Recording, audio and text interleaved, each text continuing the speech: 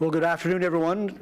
Welcome to the committee. I'm Tony Mancini, and it's December the 7th at 1 o'clock. So I'd like to call this meeting to order. First up, as always, I'd like to acknowledge that we are on the land of the Mi'kmaq people. And here in Nova Scotia, and particularly HRM, we consider ourselves all to be treaty people. The first item on the agenda is election of chair and vice chair. This time each year we go through this process. So I'm actually going to hand that responsibility over to Katie Campbell, our legislative assistant. Katie, the floor is all yours, ma'am. Awesome. Thank you very much, Councillor. So at this time, I'm going to open the floor for nominations of chair, and this will require a mover and a seconder. Go ahead. Yep, we'll go through the list first. So Deputy Mayor Deagle-Gammon. Thank you. I would nominate Tony Mancini for chair. Perfect. And are there any further nominations for position of chair? I'll call 3 times. Any other further nominations? Any other further nominations? Awesome, and we'll just have to vote on that, please. I'll call the question. All those in favor? Aye. Opposed? Perfect. And Councillor Mancini, I'll pass the chair back over to you. Thank you, Katie. Thank you, colleagues. I don't know if that means I do a good job or you don't want the job, but I'll take the first one, so that's okay. I appreciate that support, colleagues. Thank you very much. So up next, we're going to take a look at the election for the vice chair. So as we just saw with Katie, I'm going to open the floor for nominations for the position of vice chair. Councillor Lovelace? I nominate Deputy Mayor Kathy Deagle-Gammon for Vice Chair. Thank you. And second by Catherine Morris. Are there any other nominations? Are there any other nominations? And any other nominations? Seeing none, I'll ask the Deputy Mayor, would you like to accept that nomination of Vice Chair? With pleasure. Thank you. That's fantastic. Thank you, colleagues. Deputy Mayor, thank you. Well done.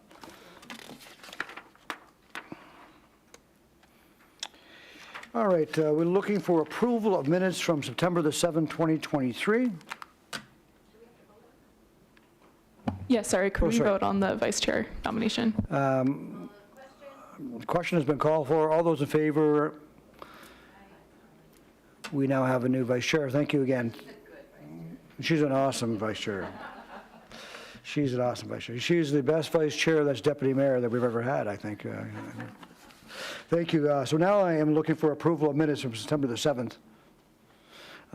Moved by Councillor Stoddart, second by the Deputy Mayor. All those in favor?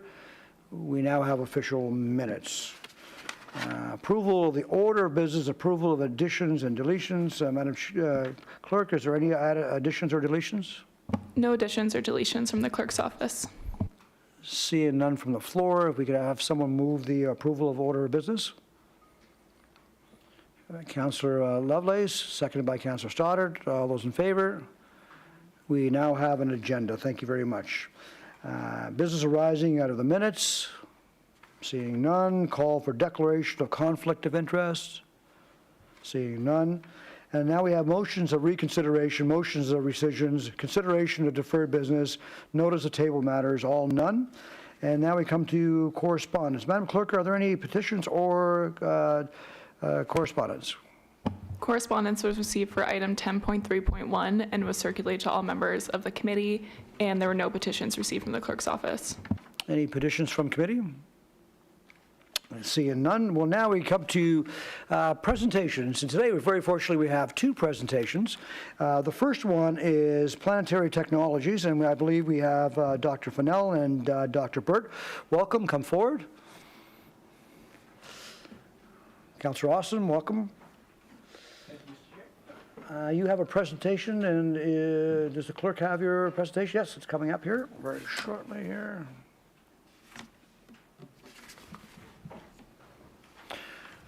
Welcome. So please introduce yourself and any of your colleagues that might be with you. You have 10 minutes for the presentation. The clerk will let you know when you have 30 seconds with our high-tech technology there. And then when your time is up, Very good. So welcome to the Standing Committee, and we look forward to your presentation. Thank you very much. My name is Katja Fennel. I'm with Dalhousie University. So I'm a professor of oceanography in the Department of Oceanography, also department head. With me online is Dr. Will Bird. Will, do you quickly want to introduce yourself so we can hear your voice? We aren't able to do that right now through Zoom just because of the tech challenges, but when it comes time for Dr. Bird to present, we can do an introduction then. Perfect, no problem at all. So just to be clear, I'm not with Planetary Technology. I'm an independent scientist, and that's my role here in speaking to you. We titled our presentation An Alkaline Solution for Halifax in reference to an article that was just published 2 weeks ago in the magazine Science about this work that's going on in Halifax Harbor. It really shines a spotlight on exciting stuff that's going on in Halifax, and I think it was distributed to you beforehand. I want to first take a step back and talk about the background. As you know, atmospheric CO2 is 50% larger than pre-industrial levels as of now. As a result, average global temperatures were 1.3 degrees above pre-industrial averages in 2022. They'll likely reach 1.4 in 2023, this year. And as you also probably know, according to the Paris Agreement, almost 200 nations have pledged to keep global warming below 1.5 degrees Celsius above pre-industrial. However, it seems like we're going to cross that threshold this decade. Our total emissions of CO2 seem to be enough already for 1.5 degree warming. And going forward, looking forward, even when we consider drastic emission reductions, basically taking into account current pledges that have been made by various nations, also the city of Halifax, even taking those into account, we're headed toward a warmer world. IPCC models estimate 2.4 to 2.6 degrees above pre-industrial by 2100. So it's clear emission reductions are being implemented too slowly to stay within those critical thresholds or below those critical thresholds. So just one more background slide, looking at the emissions, the net global emissions of carbon dioxide. You see here the trajectory over the past 3 decades. In the last decade, we emitted over 35 billion tons of CO2 per year. It's a staggering amount of CO2. We need drastic emission reductions as soon as possible, but they will not be coming fast enough. We will likely overshoot our allowable emissions. That means we need active removal of CO2 from the atmosphere to deal with these legacy emissions that are already in the atmosphere and that will be emitted in the next few years until we get to net zero. And so in this graph here are 3 possible trajectories forward on emissions. The red one, this large sort of envelope, encompasses what is currently pledged in terms of nations' commitments to net zero. It'll put us on track to reaching 2.4 to 2.6 by the end of the century. If we want to stay below 2, emissions have to follow the orange trajectory. If we want to stay below 1.5, emissions have to follow that blue trajectory. So in both of those more favorable scenarios, we need active removal of CO2 from the atmosphere. I'll refer to it going forward now as CDR, carbon dioxide removal. There is no technology as of now that can deliver CDR on climate relevant scales. No proven technology right now that has been demonstrated. So that's the situation we're in. And before I now move on to talking about alkalinity enhancement and what's going on in Halifax Harbor, just one more word, one more slide about the moral hazard of talking about CDR.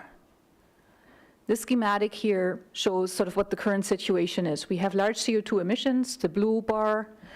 We have almost no active carbon dioxide removal from the atmosphere. That's the small bar, the small negative bar next to it. And so the green bar shows the net emissions, almost as large as the CO2 emissions, the blue bar. Where we need to get is to net zero. That green bar has to become zero. And there are sort of 2 notions of how this could happen. One is we continue emitting, maybe even increase our emissions, and develop technologies that will take care of the emissions and remove them. And that's a really bad idea. That cannot happen. Basically, active CDR will always be more expensive than emission reductions. There is no proven technology currently that has been demonstrated to do this at scale. We have technology for emission reductions. So that has to be the first priority, no question. But, and so that's the second notion there, it's not likely that we will reduce emissions fast enough to zero. There will be some residual emissions. We need CDR to counteract those, and we can get to net zero that way. And so I want to be completely clear on what the good and the bad notion is here. And so then there's this point of overshooting that I mentioned on the previous slide. So if we want to correct for overshooting, we actually need to go through a phase where our active removal of CO2 from the atmosphere exceeds the emissions, and we get a net negative. So that's that fourth schematic there on the right. Okay, what's going on in Halifax? So there's this proposed technology, ocean alkalinity enhancement. The idea basically is to add alkaline minerals to seawater that will increase seawater's capacity to store dissolved carbon dioxide. And so that would result in uptake of CO2 from the atmosphere and permanent safe storage in the ocean. There are a couple of reasons why this is sort of emerging as the potentially most promising ocean-based technology. It's abiotic, so it does not involve manipulating biological processes. It's an acceleration of a naturally occurring process, the weathering of rocks on land. It promises to deliver high durability, so basically sequestering CO2 for thousands of years. It's based on well-understood carbon chemistry in seawater, and it does not exacerbate ocean acidification and deoxygenation, unlike other marine CDR technologies that are being discussed. There are lots of open questions that need to be researched and that are being researched currently, including the life cycle analysis, how to report and verify CO2 uptake, whether there are any potential ecological harms or benefits. There are also startup companies pursuing this already, including 2 from Nova Scotia, which I want to mention here. So Planetary, obviously, also Carbon Run. And research is going on in parallel. And so again, I'm an independent researcher. I'm not with Planetary, I'm with Dalhousie University. My role is to provide independent assessment, and my colleagues and I feel that's absolutely critical that independent researchers evaluate the feasibility and the impacts of this kind of technology. And so we have quite a few projects in place already. I want to just mention 2 here that I'm directly involved in. In fact, I'm leading both of these. The first is an Encircle Lines Missions project. So this is funding from the Government of Canada. Several local players are involved here, including Planetary. The second one is Ocean Alkaline, that's funded by Carbon to Sea, a US philanthropic organization. They awarded us $15 million over 5 years, funding an international team of researchers. And we're looking into the efficiency and permanence of CO2 removal, the risks and co-benefits, as well as how to monitor and verify. And so probably the most visible activity that has occurred thus far was in August we started editions of Rhodamin, which is harmless fluorescent pink dye that was added to Halifax Harbor through the cooling outfall at Tufts Cove in order to track where the water moves, how quickly it disperses, and also to verify whether a forecast model that we've developed can be trusted, whether it provides skillful forecasts. And so that I'm just showing 2 of the forecasts here, one for August and one for September. But I want to move quickly. So just to let you know, we've spent over 30 field days on the boat this season. We've taken over 400 water samples that are being analyzed. We had some great local and international news coverage of this work. There's a web link in case you're interested in looking at that more. And with that, I'll turn it over to Will. Dr. Burt, are you with us? I believe I am. Yes. Can you hear me? Yes, we can. Welcome, sir. The floor is yours. Thank you very, very much. I really appreciate being here. It's an honor. I'll try and go as fast as I can. So I just got an image here of the pilot site. So what you can see is the boat there with the Dalhousie team on board, collecting their samples. And if you just move one slide ahead, or one animation ahead, there's sensor arrays in place that Dalhousie or that Planetary has put in place to monitor changes in the outfall that we're using for this pilot, as well as sensor arrays out in the ocean that are sort of co-managed by both Dalhousie and Planetary. If you just move one more step forward. So the carbon dioxide removal from the air happens downstream of where this addition takes place. And we're hoping to get to a point where we can start measuring that directly using sensors elsewhere in the harbor. If you move one more animation forward, that is sort of what the site looks like with our Planetary site automation and monitoring system in place on the site. And the antacid itself is going in right at that point there at the discharge into Tufts Cove. I think you maybe just go one more animation forward. What's happening in that, not in this picture necessarily, but generally, is that we're converting carbon dioxide into what's called a bicarbonate ion, and that's creating space for that CO2 to invade from the atmosphere.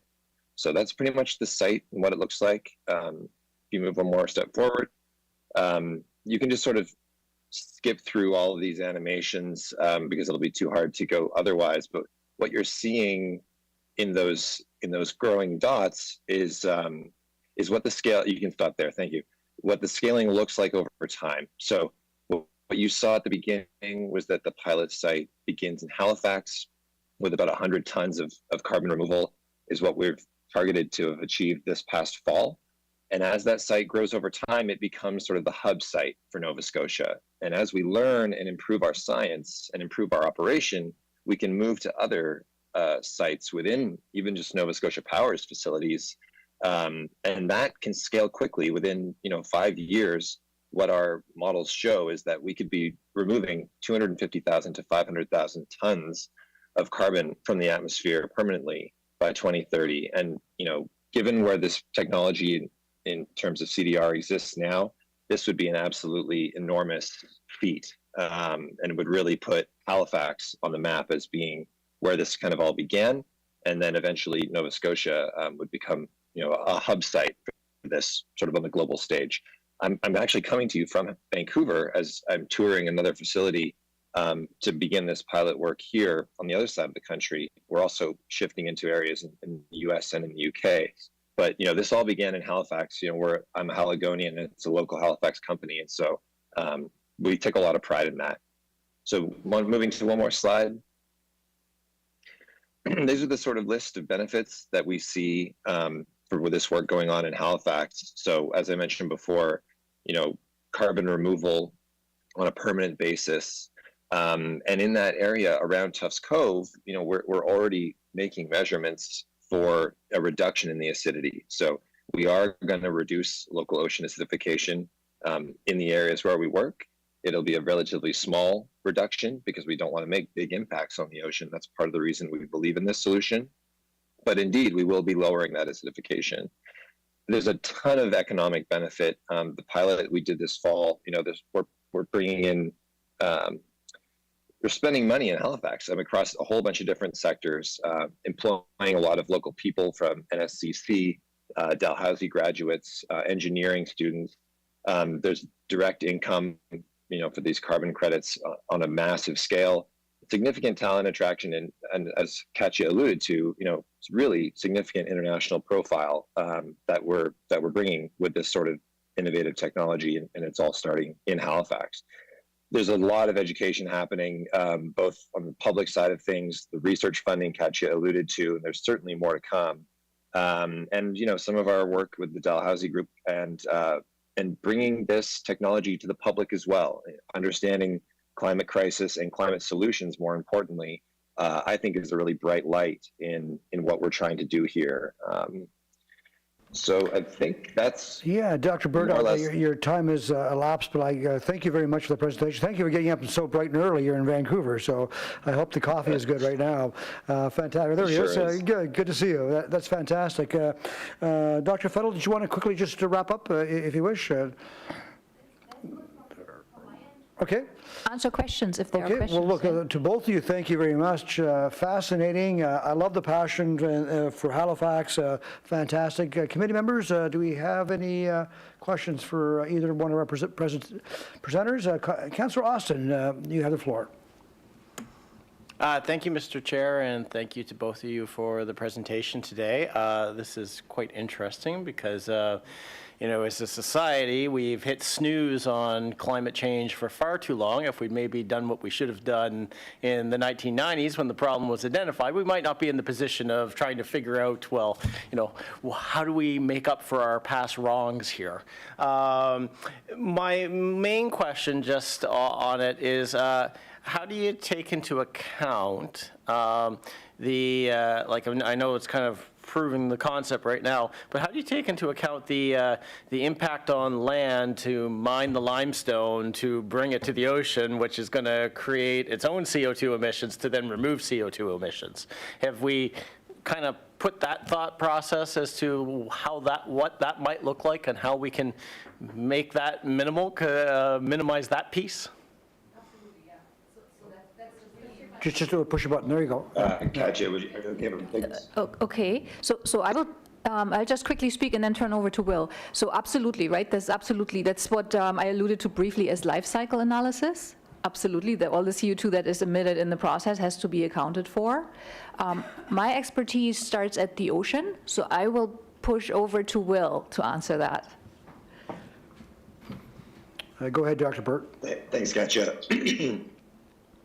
Yes, there was a slide I had as a backup. I don't need to share it given the time constraints, but what it showed was what that life cycle analysis looked like for this Halifax pilot. So it starts at the mine where this material came from. It's carried through all the transport of that material to Halifax. It goes through the truck that delivered that to the site, the pump that pumps the material. I mean, every single piece, every nut and bolt of the container that was put on the site and the emissions that go into those nuts and bolts are all accounted for because that's the standard we have to be setting ourselves to.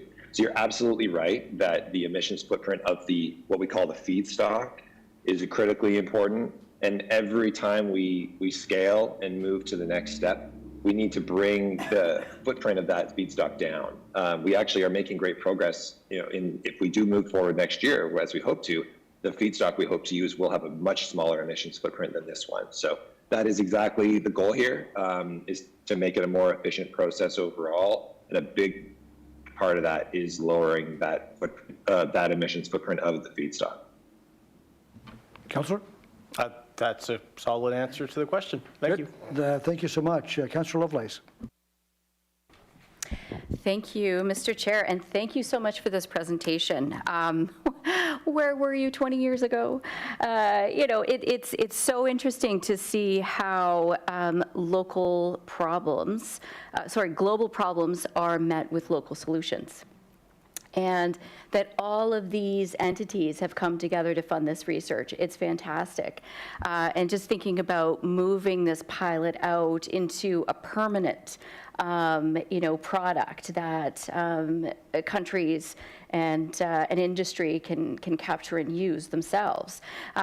Just thinking about, for my district in particular, which is Hammonds Plain St. Margaret's, fishing is really important to us. It's important to the economy in Halifax. It's very important to our provincial economy. And so thinking about ways that permanent removal of the CO2 is actually going to potentially, I'm excited to bring back some of this fish stock and further, create a larger economic output for us. And so I guess my question to you is twofold. One, rhodamine, is that how you pronounce it? Rhodamine dye? So, my spidey senses always go up when I see something like that that's poured into the ocean. I'm assuming it's organic and it's totally fine and everything. But I'm also wondering, geez, I wonder if Halifax Water could use that product to show us where the water flows. I find it interesting that we finally have this technology, which seems to be quite simple, to drop it in the water and you see exactly where it's flowing.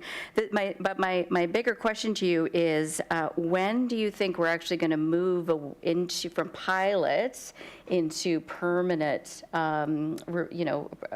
production, I guess you could say, of removal of the CO2? Like, is this something that your colleagues around the world are looking at and saying, this is, moving to the UK, obviously, we're going to see some benefits there, but obviously, from a fishing perspective and fishing industry perspective, we need to move on this, especially from a food insecurity for many countries who would like to see their fishing industry come back.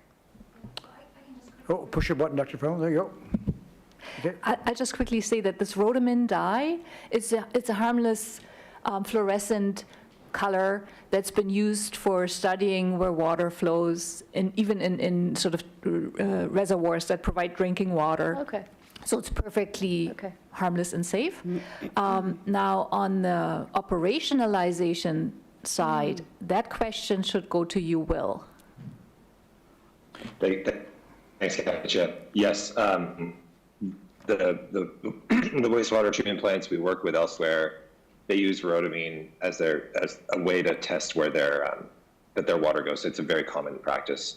So yes, permanent installation, that is the dream. The Tufts Cove site, the progress we made this year leads me to believe that we can hit those scaling targets in that in 5 years' time, or less than 5 years' time now, that shipping container that's on that site would be a permanent installation. And the supply chain of feedstock would be constant to that site. I mean, there's actually a rail line right there, which is quite interesting.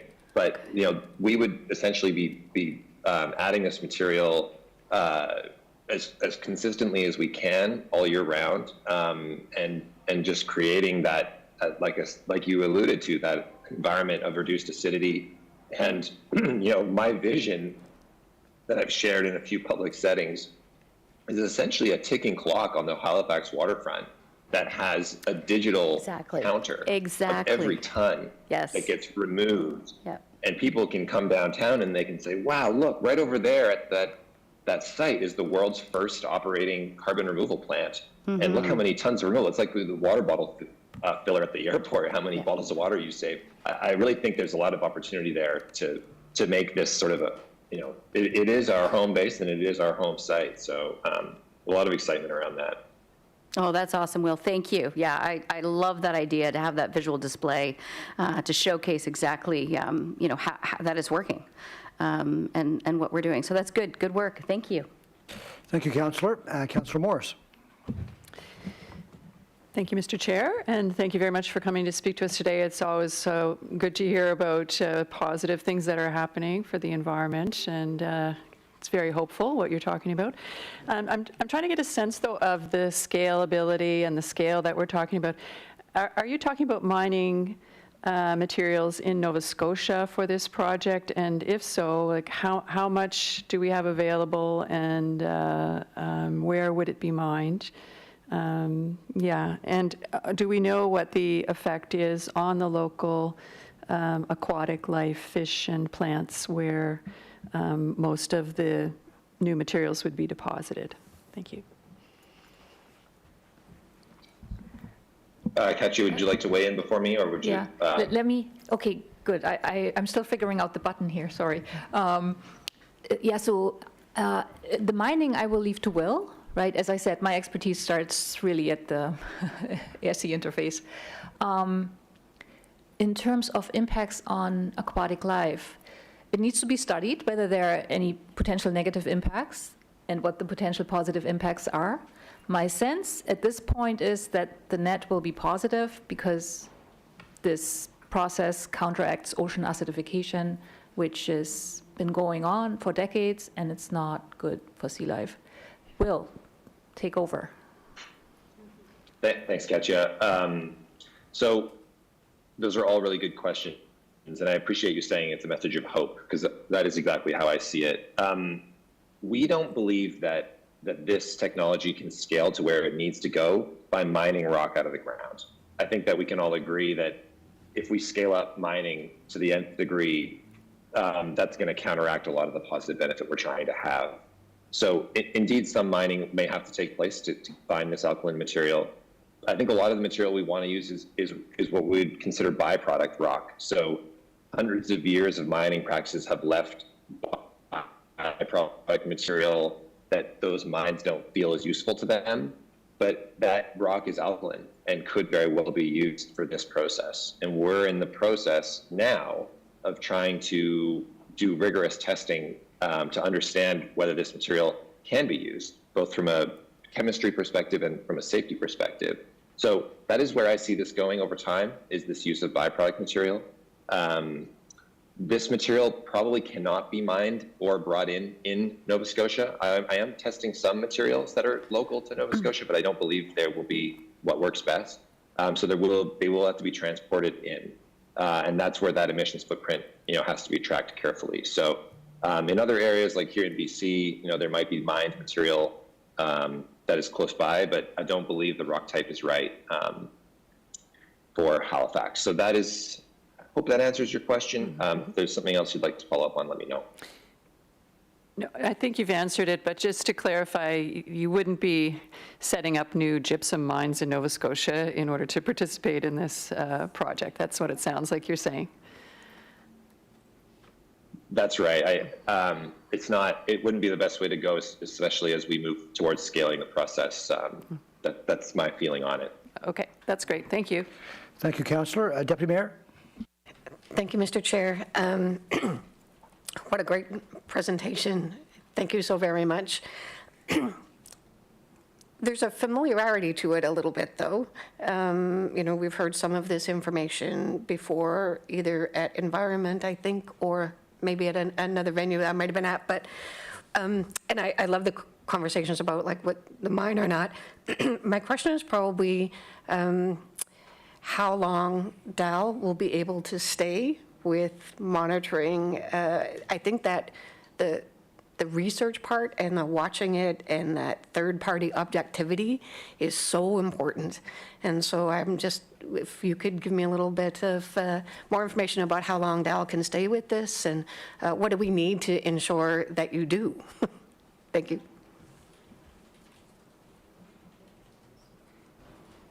Okay, so I have a feeling that DAL will be working at this on this for a number of years in the foreseeable future, right? I alluded to 5-year funding that we have, so we will definitely be at it for the next number of years.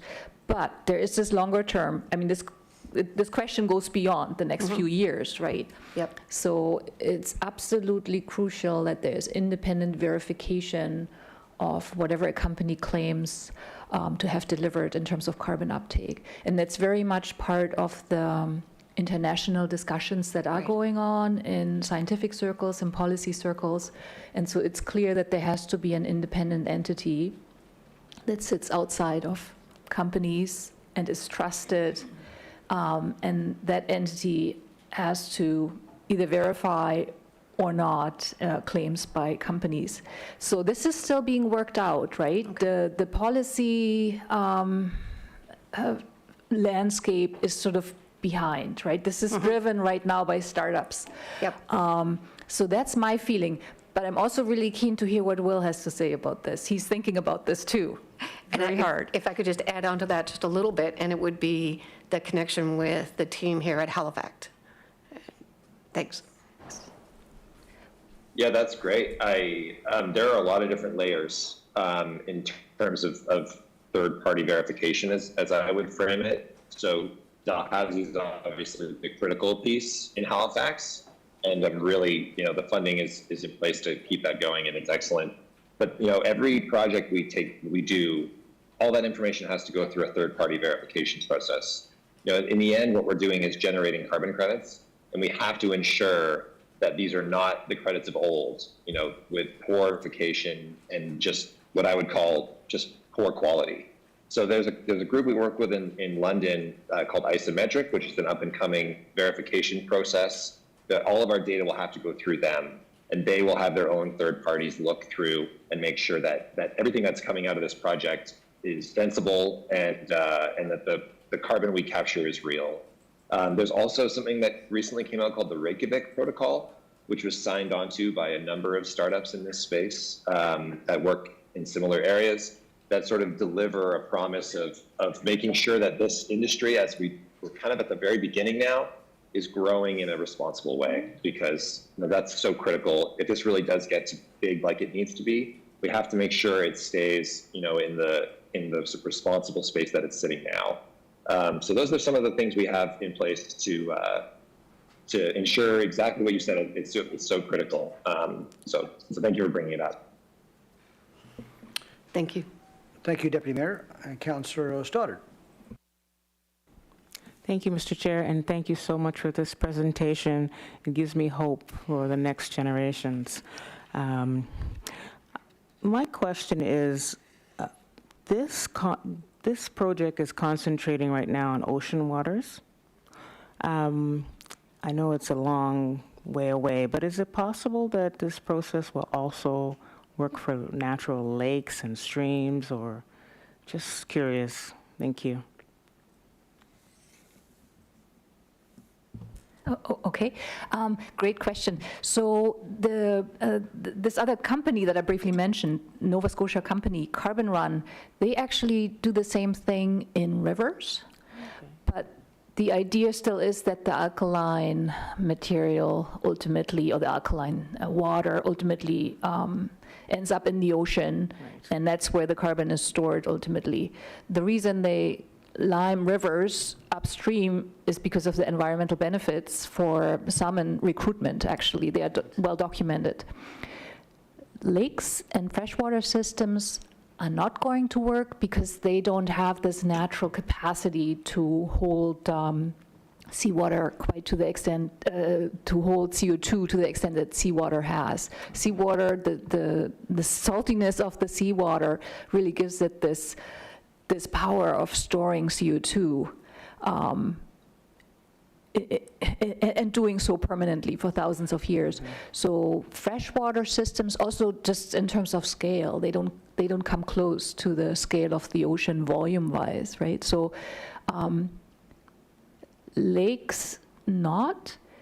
There is, of course, a lot of activity on land in terms of enhancing rock weathering by adding alkaline materials to soils in agricultural processes. And then again, the idea is that ultimately that alkaline material makes its way to the ocean and induces long-term CO2 storage in the ocean there. So that's what I would say about those systems. I may have forgotten something important, and again, Will may have a different take or may want to add or correct me. Go ahead. Thank you. No, nothing to correct there, Katja. I think you're absolutely right. I don't think that, so freshwater systems I don't believe will work, and ultimately that anything that does work in a freshwater system has to make its way to the ocean, as you alluded to. So yeah, no, I have nothing to add. I think you got that perfectly. But I think it's a great question. Great. Thank you very much. Thank you, Mr. Chair. Thank you, Councillor Dr. Fennell, Dr. Burt. Thank you both very much. I really encourage you to come back and give us an update as we progress. I look forward to that day we have the world's first carbon removal plant sitting on the shores of our harbor. So, and I'm thrilled it's possibly on the Dartmouth side, so that's even better, right?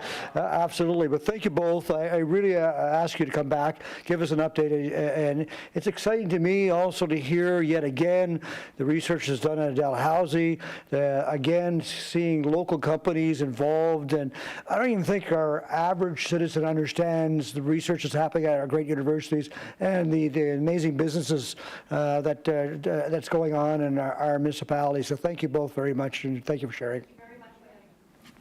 Oh, do stick around. There's a presentation from Halifax, too, so you may want to pay attention to that. Thanks so much. All right, fantastic. Well, the word rivers was just mentioned, and I saw a couple people in the back look at each other because no stranger to these chambers are the folks from the Sackville River, and they're going to give us a presentation. So we'll just give them a few seconds to make sure they queue up their slide deck.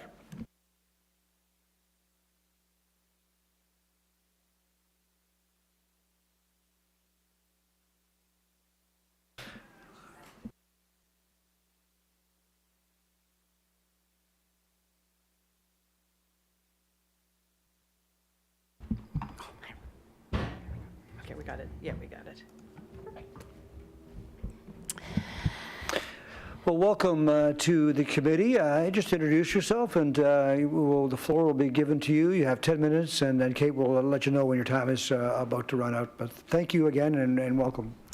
Thank you. My name is Ann Angelides, and I'm president of the Sackville Rivers Association. I know you're surprised not to see Walter here, but 2 years ago I asked him if he wanted a break. He said yes, so here I am. And we also have... Damon Conrad. I'm the coordinator for Sackville River Association. All right, so I think I'm just going to wait. Oh, there's our first slide. Halifax Regional Municipality commissioned a study, a floodplain study that was published in 2017 by an environmental engineering group, CBCL. And this is a review that we did of some of their recommendations.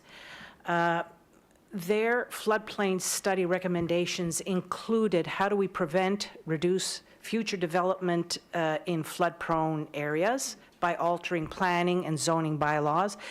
How can we use best management and low-impact development practices, and building flood protection infrastructure.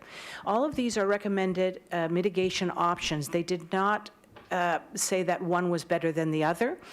And some of these mitigation options might be excellent for the humans that live on the river. We're coming from it from the river's perspective.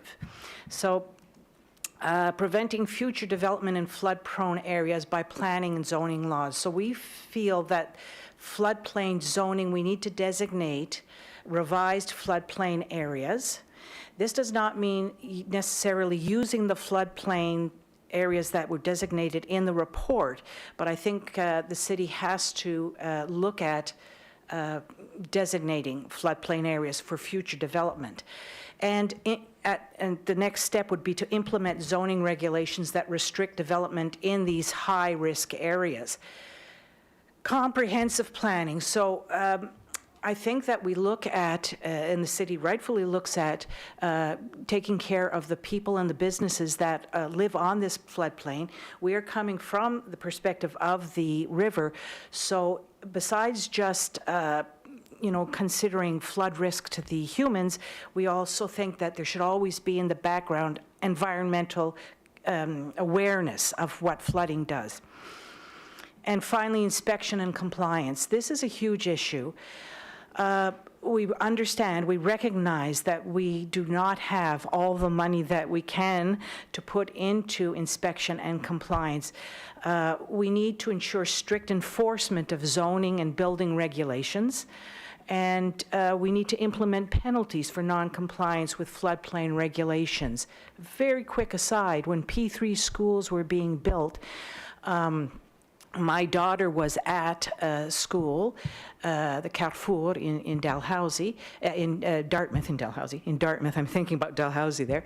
And it's probably the best P3 school built because the principal at the time was a structural engineer. And she went in every day and Saturday and Sunday and watched and spoke out. So this is looking ahead to planning, that we feel that there needs to be zoning. And what I see in the very near future for HRM is to designate that floodplain area and implement zoning regulations that restrict the development.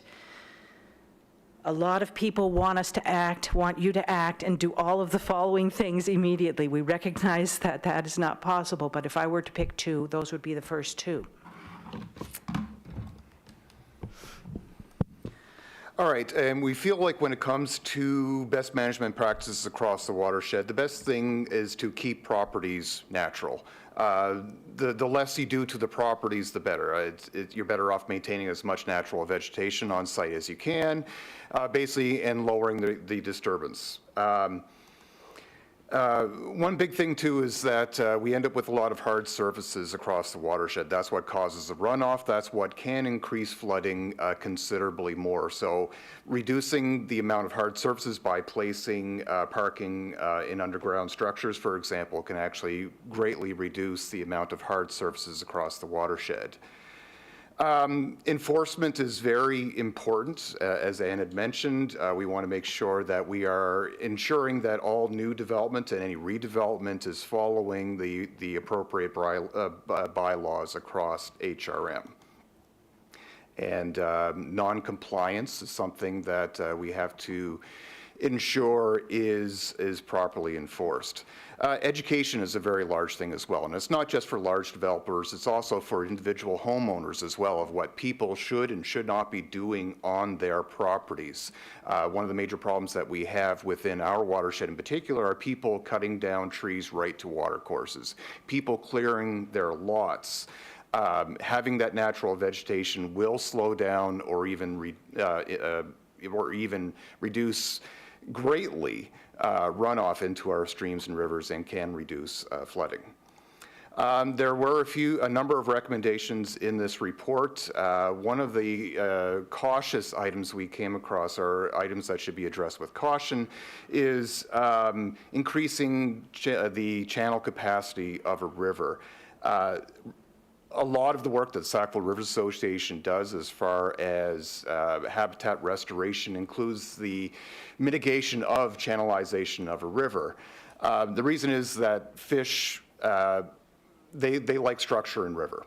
They like the river to go left and right. They like shallow and deeper sections. When you channelize a river, you tend to lose that structure. You tend to lose that habitat. And in particular, the main Sackville River and the Little Sackville River are one of the few rivers in the region, urban rivers in the region, that do support a population of Atlantic salmon. So for us, fish habitat is very important.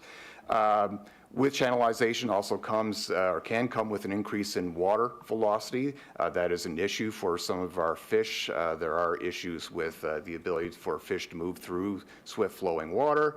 Higher water velocity could also increase erosion, and when you end up with erosion, you tend to lose structure in your river, which is not good for fish habitat. One of the other words of caution are the construction of berms along the river, as well as flood mitigation. It can be a temporary relief. It's not always possible in all locations, but what it tends to do is to alter flooding patterns, basically push the problem, the flood problem, to another part of the river. Can you just explain what a berm is?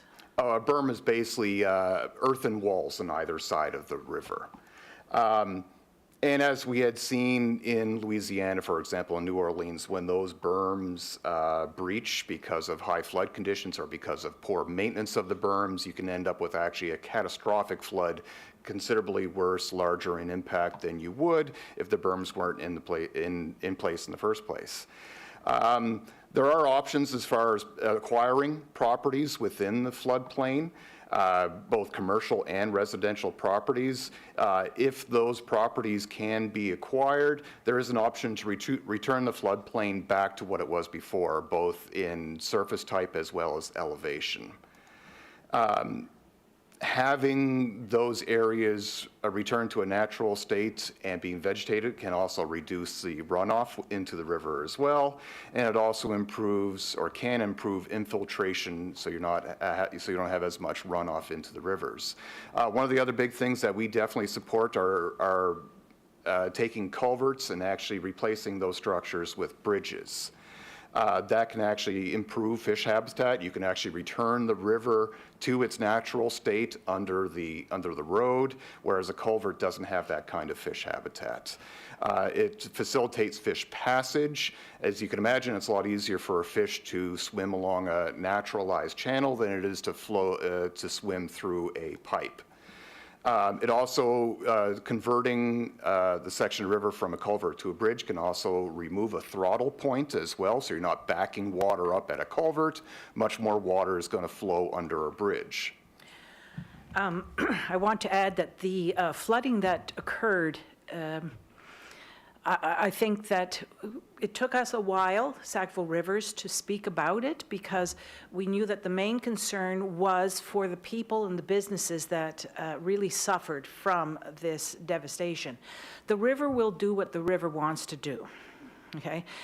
We already tried channeling when we made the highway and dug out beautiful gravel riverbeds that the salmon would have liked to have used.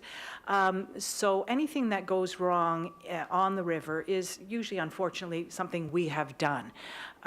So I think that it's really important that we look at what we can do to really make sure that that flood is going to happen again. It will happen again, okay? And people have to recognize that it is, they say it's 1 in 100. A lot of people think, well, that means we can wait next 100 years. That's not how probability works. So anyway, so that is our presentation for when you look at the options coming up. Hopefully you'll have a good idea of how to respond to them. Thank you. Thank you for both for that presentation. Thank you for the advocacy that you do. It is unfortunate that we're not seeing Walter, because we always enjoy having Walter here. But I know he's having a cup of coffee right now and probably something else that goes in his coffee. But anyhow, did I mention that out loud? I shouldn't have done that. We'll strike that from the minutes. So, Councillor Morse. Thank you, Mr. Chair, and thanks very much for coming in today to talk to us about the Sackville River. I'm wondering, based on what happened last summer, if you have any sense of how different in size the floodplain might be or might become. If we're talking about restricting development and we're talking about, more serious floods in the future and heavier rain events and that sort of thing, do you think, from your observations and your experience, that the floodplain is actually a different size than it has been in the past? Just as the river changes, a floodplain changes. So we are actually waiting for an updated Google map of a certain section that we know where the river blew through an isthmus and has created a whole new path. It's not where people are located, but as the river changes, the floodplain sort of moves around it. Would you like to talk to that? The river obviously is a very dynamic system, so every time we have a major storm event like this, it is going to both change the river and its floodplain as well. Now, I would like to point out that this CBCL report was all about the worst case future scenario that HRM had provided criteria for. When we look at the inundation map of what actually occurred on July 21st this past summer, it matches actually fairly closely to the floodplain map that CBCL had produced. So that future potential worst case scenario actually just happened this past summer, and it was actually relatively accurate. So one could almost say that, yes, even though the floodplain is a very dynamic condition, we definitely can't underestimate it.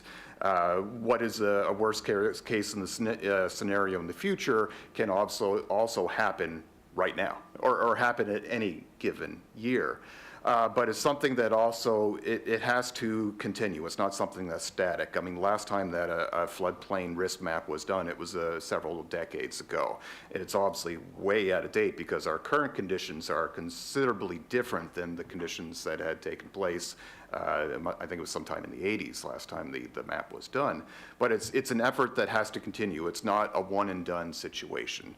Every 10, 20 years, you most likely have to revisit this issue just to make sure that you are controlling the type of development that occurs in HRM in these potential floodplain areas. So if I could just follow up, Mr. Chair. So are you suggesting then that development should be restricted in all the areas identified as the highest risk in that CBCL report? Well, I mean, that's a decision for HRM to make. It's all about a risk analysis.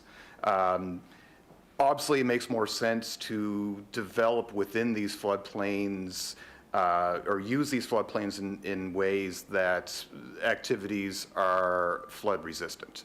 Like, for example, sports fields, parks. If you allow a multi-unit building to be built in a floodplain, obviously there's a higher risk than there is if you put in a sports field. Yeah. Okay, that's good. Thank you. Thank you, Councillor. You're good? Okay. Thank you. If I may, I have one question from the chair. You talked about the converting culverts to bridges. Was there any inventory done on how many are in that situation now on the Sackville River? And the other question is, I'm assuming, and I'm careful assuming, I'm assuming that culverts are the first choice simply because of cost. And so if you could just clarify that, please. To answer your first question, I'm sure there has been done an inventory both from the province and from the municipality, depending on who owns the road, of these existing structures, and that would then inform the schedule of replacement. And it seems like as time goes on, as these structures are being replaced, they are being upgraded to bridges. There's obviously a higher cost to bridges, but there's a lower risk of flooding as well. So there's sort of pluses and minuses. And sorry, your second question again was? The cost. The cost was, you answered that already, and the inventory. Those are my two questions. Oh, those are your two questions, okay. Yeah. Apparently I was very efficient in my answer. Look, thank you very much, both of you. We encourage you to continue to come back to this committee. We're always learning. I do pick on Walter, but he is advocating and he's doing it for the right reasons, and so that's truly appreciated. So thank you very much. All right, next item on the agenda. This is the part of the agenda where the public has the opportunity to ask the committee questions or make statements. And so I open up the floor to anybody that's in the gallery that wishes to come forward and speak. And I'll call 3 times for that. Would anyone like to address the committee? Anyone like to address the committee? And third and final time, anyone like to address the committee? So no public participation at this point in time. Information is number 12 brought forward. There are none. So we're now going into reports. And first up is 13.1.1, Halifax Annual Progress Report. Kevin Butler. Kevin, welcome. Good to see you. Truly looking forward to this presentation, and I think those in the chamber audience is also looking forward to it. So, sir, you're no strangers, so the floor is yours, and let's have it. Perfect. Thank you very much, Mr. Chair and members of the committee. My name is Kevin Butler, and I'm the manager of the Clean Energy Team with Environment and Climate Change, and I am here to present on behalf of Shannon, who is on her way back from COP as we speak, the third annual Halifax Progress Report. Also here to present on behalf of our ever-growing Environment and Climate Change team, a fraction of which who are in the audience today. So thank you very much. And the presentation, I guess I have to do it. Okay, cool.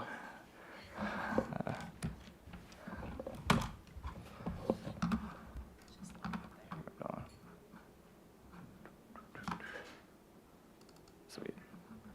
Thanks.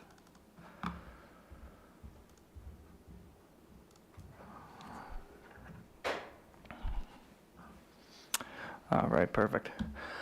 So I want to start off just by reminding the committee and the folks viewing from home, what Halifax is. So Halifax is our response to the 2019 climate emergency that was declared by Halifax Regional Council.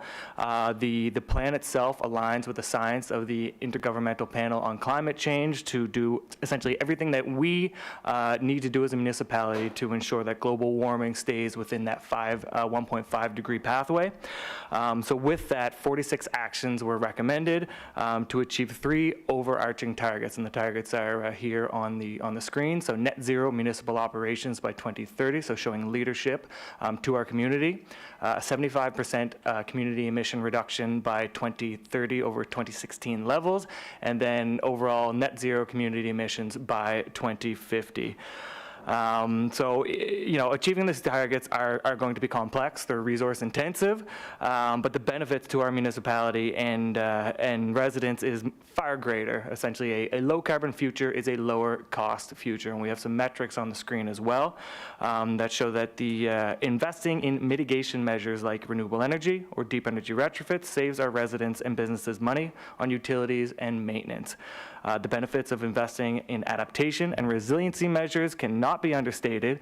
According to the Canadian Climate Institute, every dollar invested in preparation saves about $15 in avoided recovery costs. And this hits close to home as recovery costs to HRM through the last year of Fiona, the wildfires, and the floods is topping out at over $20 million to date. As mentioned, we do have a corporate target of net zero emissions by 2030, and corporate emissions, they come from our building stock, our street lighting, and our vehicles. From 2021 to 2022, we've seen a 3% decline in corporate emissions, and since the baseline of 2016, we've seen a decrease of 23%. This decrease is due to the switch to LED streetlights, adding solar on our municipal buildings, performing deep energy retrofits in partnership with Efficiency Nova Scotia, and the slight greening of the grid. When it comes to community emissions, we've seen an 11% reduction since the baseline year of 2016. Community emissions themselves include our corporate emissions and everything within the HRM bounds, generation and building-related emissions. This reduction is also due to the greening of the grid and a switch from fuel oil to electric space heating. In collaboration with all other business units, the progress of each action is scored based on where we are today and where we feel like we should be to achieve our targets. Full details can be found in attachment A, the report card, which I'm sure everyone has dug into in depth. This here shows a quick snapshot of where we currently feel like we are at today. So the good news, about 77% of the actions are progressing, albeit at different paces. However, there's about 15% of the actions that are not proceeding where we would like to see them to achieve that end target of 2030 or 2050. Progressing on these actions is complex and similar to to other sectors and other business units. We are facing barriers when it comes to inflation, procurement, supply chain, and labor. We've grown our team exponentially. However, it does take time for folks to be onboarded. And when it comes to some of these actions, or even a good handful of them, we do rely on partners and external entities to move some along. We will continue to partner with those external entities. However, to move some of the more sticky and difficult items from that red and yellow into green, we are developing a new governance model to drive climate action across the organization. So this model itself will see the CAO as our executive sponsor and result in several departmental working groups to focus on those barriers that we're currently facing, the things that are stuck, and identify those resource needs and those gaps so that we can set ourselves up for success. These groups themselves have been functioning, some of them have been functioning on an ad hoc basis, but we're officially planning to start those this winter. The detailed progress of each of the actions can be found again in attachment A, but I wanted to highlight some of the key actions for the committee this afternoon. So one of the big ones is the electrification of our public transit. As you likely know, 60 buses were ordered, and one has actually arrived, and it is quite flashy, so we're very excited to get that out into the public. And the remainders are expected between April and fall of this year. To service the buses, we are performing an expansion at the Ragged Lake Transit Facility that is currently underway, so we can have adequate charging infrastructure for those buses. And we're also ensuring that that expansion is built to a high efficiency standard.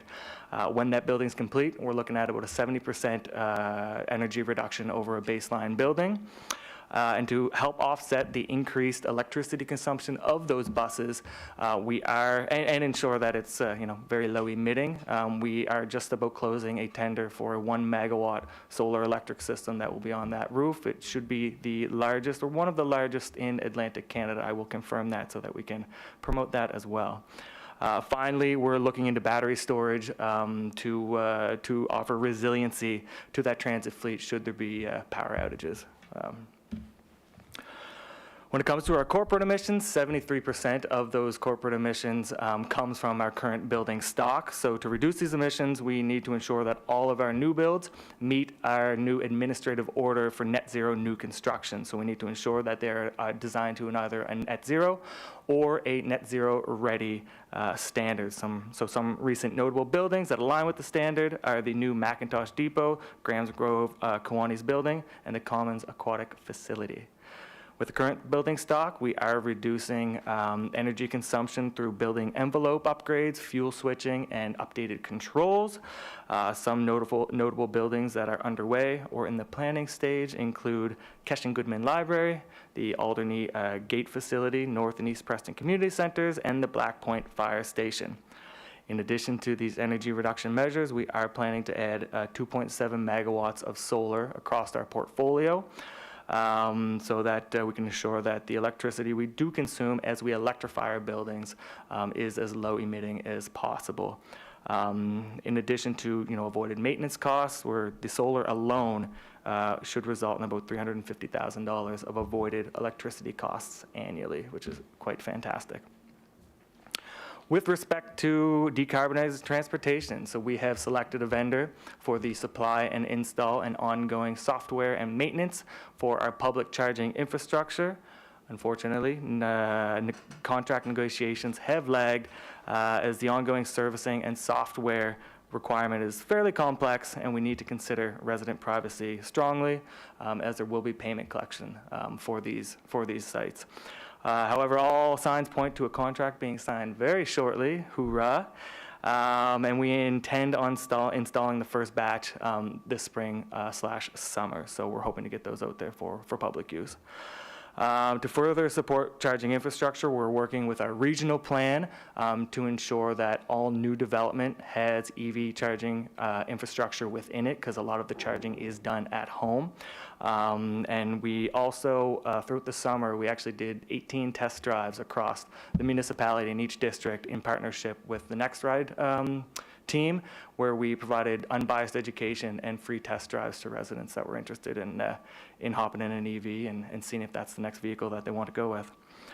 With respect to the fleet transition, we've got 36 plug-in or fully electric vehicles in stock, and they're in the process of being rightly deployed with the proper operations, and we have another 24 on order. To ensure that those vehicles, when they are deployed, can meet the operational needs. We are just finishing up some charging designs at 3 fleet depots, so Alderney Landing, Eric Spicer, and Cowie Hill, and we hope to issue that construction tender in the winter. Adapting to climate impacts is critical to ensure safe and resilient communities. So as such, with the support of the federal government, we are piloting a nature-based solution along Shore Road to prevent flooding and erosion caused by hurricanes and storm surges. Design work is underway with construction to be completed in 2025.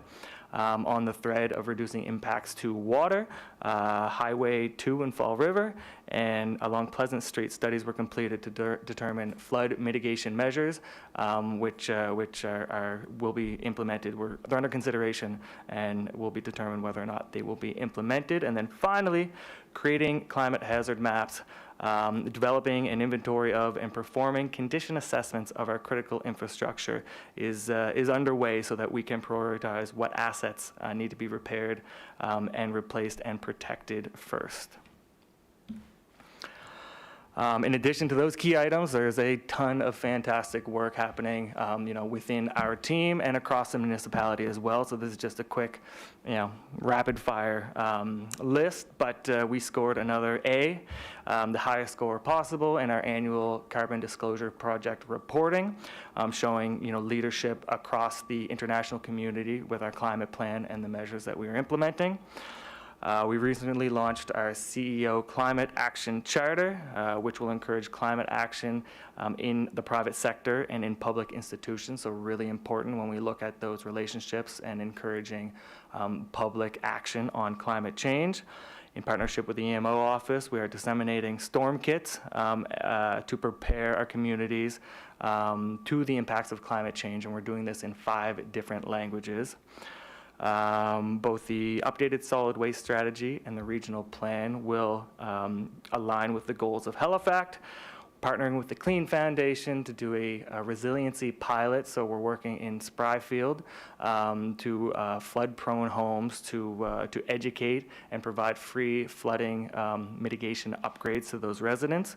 And we are in the process of implementing 2 pilot programs for a deep energy retrofit program where we're offering a navigator to residents to really try and streamline the deep energy retrofit process for them, make it easy, make sure they get all the rebates that they need and they can get. And we're currently working internally to determine how to expand that program and go further. We are working on a virtual climate hub, so something that should help provide transparency to council and residents on the actions that we are taking, the programs that are being developed, and the money that is being spent. And then last but not least, our Lake Watchers program is finished its 2nd year, and it currently has double the number of volunteers from the 1st year. So this is just a snapshot, as I said. The full detail of progress on all actions can be found in the attachment. And as I said at the onset, responding to the climate emergency is complex, it's resource intensive, but we are not slowing down.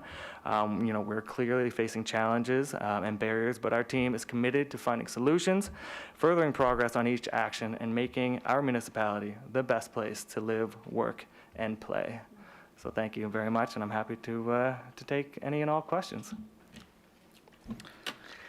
Kevin, thanks very much for the presentation, as always. We have questions. Councillor Austin? Thank you, Mr. Chair, and thank you, Kevin, to you, Shannon, and everyone on your team. This is some of the most important work, in my opinion, that we're doing. Life on this planet is something we should maybe try on and do all our best to hold on to.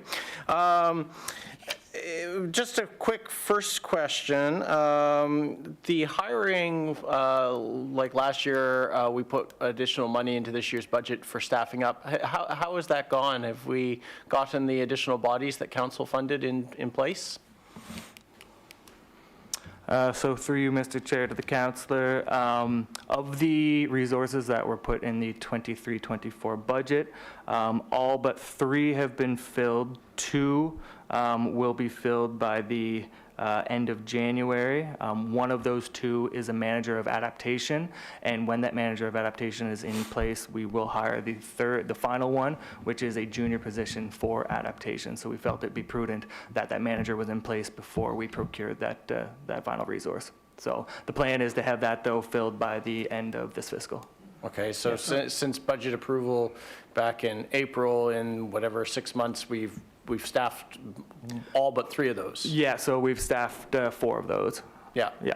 Okay. Councillor, before we go to the next one, would you be so kind to put the motion on the floor? Oh, My right. apologies. Sorry. Just a second. I move, it is recommended that the Environment and Sustainability Standing Committee forward the Halifax Annual Progress Report 2022-23 to Halifax Regional Council for information, discussion, and a presentation. And second by the Deputy Mayor. Thank you, Councillor. Carry on. Okay, thank you. So one of the slides that I felt was missing that was last year was like the absolute smack in the face, because we're looking at 2030 for our corporate emissions, and we're looking at, like, it's hard, even harder to drive change out there in the community where we don't have direct control. And so we got this 2030 number. But the slide I saw last time was by 2027, the actual carbon budget that we have as a municipality is kaput last year at the current rate of emissions. And it seems like our emissions, based on the report, although down, are not down enough because we're exceeding the business as usual scenario, if I understood that correctly. Is it possible to have that slide recalculated? I know it's not necessarily good news that it will probably show, but I thought it was very powerful last year, and it should be part of what council sees. Through you, Mr. Chair, to the councillor, yeah, we can include that for the full regional council presentation, and Shannon is probably saying I told you so, because she suggested putting it in, and I opted not to, so. So it'll be there. Well, she might have won that one then. And so then the other one, I'll come back for some of the other things. Like, I mean, I really appreciate the work, and the challenge is it's what I said at the beginning of the last presentation. We as a civilization hit snooze for 3 decades on this when we should have actually been responding to the science that was becoming blatantly plain, and we basically did nothing until the last couple of years is really what it's amounted to collectively. And so now we're all in giant catch-up mode. There's a tendency, and I think it's just a human nature thing, right, to, okay, you know, you try and present the best you can. On this end, it can sometimes be frustrating because what I've seen in 7 years is like urban forestry. Everything's fine, we're going to catch up. Everything's fine, we're going to catch up. Everything's fine, we're going to catch up. Oops, we're not going to catch up and it's too late for you to do anything, council. Active transportation. Everything's fine, we're going to catch up. Everything's fine, we're going to catch up. Oops, it's too late, and now here's a recalculated plan. What we have here is really good. What I don't see is how are we now going to move more of the reds into yellows and the yellows into greens, and how are we going to actually, the emission line is doing this, it needs to do that. So how are we going to do those things? And I know this is a report card, but you know, do we have any sort of forward-thinking plan as to like how to actually do these other implementation pieces versus telling me if I happen to be successful in 2024 and I'm maybe sitting on this committee in 2028 and we're 2 years from 2030 and it's your carbon budget's blown and it's too late for you to do anything? Yeah, through you, Mr. Chair, to the councillor. So that is a fantastic question. What with the working groups that I mentioned, the climate governance, we have the sponsorship of the CAO. It is a priority of senior management, and with those working groups, I believe we have 8 that we're going to be developing that will be working on those red and those yellow actions to, you know, not just wait until next reporting year to say, hey, shoot, you know, we're kind of in the same spot. Really identify, okay, what are the gaps and what is sticking so that we can come to council and, you know, informally request for that support should it be needed to move this along. So that is the intention. Okay. Yeah. Well, thank you for that. I've used my time. I'll come back around. Thank you. Thank you, Councillor. Councillor Lovelace. Thank you, Mr. Chair. So I really appreciate this presentation. You know, it's only been 3 years, right? June 2023. June 23rd, 2020 is when this actually became operationalized. Funding was then put forward to, you know, actually get some of these tasks done, which were daunting because there were no staff. So I'm actually looking at this thinking, okay, 36% on target. This is a really long list of things that we don't necessarily can control, right? There's a lot of market forces at play here. So, you know, I think this is great. I do agree with Councillor Austin that we do need that slide because it's kind of a wake-up call to let us know where we're at. But I do think, just a couple of things. When you said $20 million for Fiona wildfire and floods, that might be an initial cost for the municipality, but it's huge for the community, absolutely huge, the insurance industry in particular. And I don't want to minimize the actual cost for those disasters as only being 20 million, because it's far, far surpasses that. And I think while we look at 11% drop with our overall community emissions, I think that's awesome, considering how difficult it is to get an EV car. Like, it's not easy, right? It takes a long time to order those things and actually get them in. But on that note, and I've said this before, where are those chargers? So thank you for letting us know this spring that contract's going to be in this spring. We're actually going to get those into community because people are asking, people want them. More and more people want to be able to purchase an electric vehicle, but they need that consistency and that assurance of knowing where they can actually charge. And so, looking at just a quick question about the investigating the battery storage. So are you saying we're just doing that now for our buses, that we don't have kind of a plan B? That's a little concerning. And then, of course, the other thing I wanted to ask about a little bit about scope creep. So there is, there's a lot of work that our EMO team is doing, that our community safety team is doing with regards to wildfire, emergency preparedness and emergency management and so on. But then there's also a lot that is on the Halifax list. And so it just seems to me that some of these things might actually be better served if it was our community safety team that were, I just feel like might be a little bit of redundancy here, because I am confused when I look at some of those actions under disaster. They're either not moving forward or they're barely in progress. And after what we went through this year, I think it's really important for us to prioritize that work, because that saves lives immediately. And the other thing I just wanted to mention too is when we're looking at our critical infrastructure and doing that hazard asset mapping, I think it needs to be overlaid with that disaster predictive mapping. And it's not just about wildfire and floods, it's also about landslides, which we experienced with St. Margaret's Bay Road being shut down because of a landslide. So, I think overall, actually, we're doing well. Hitting these targets, but I would like to get a comment on the battery storage and also what looks to me a little bit like scope creep with our community safety and EMO folks. Thank you. Through you, Mr. Chair, to the councillors. So with respect to the battery storage, so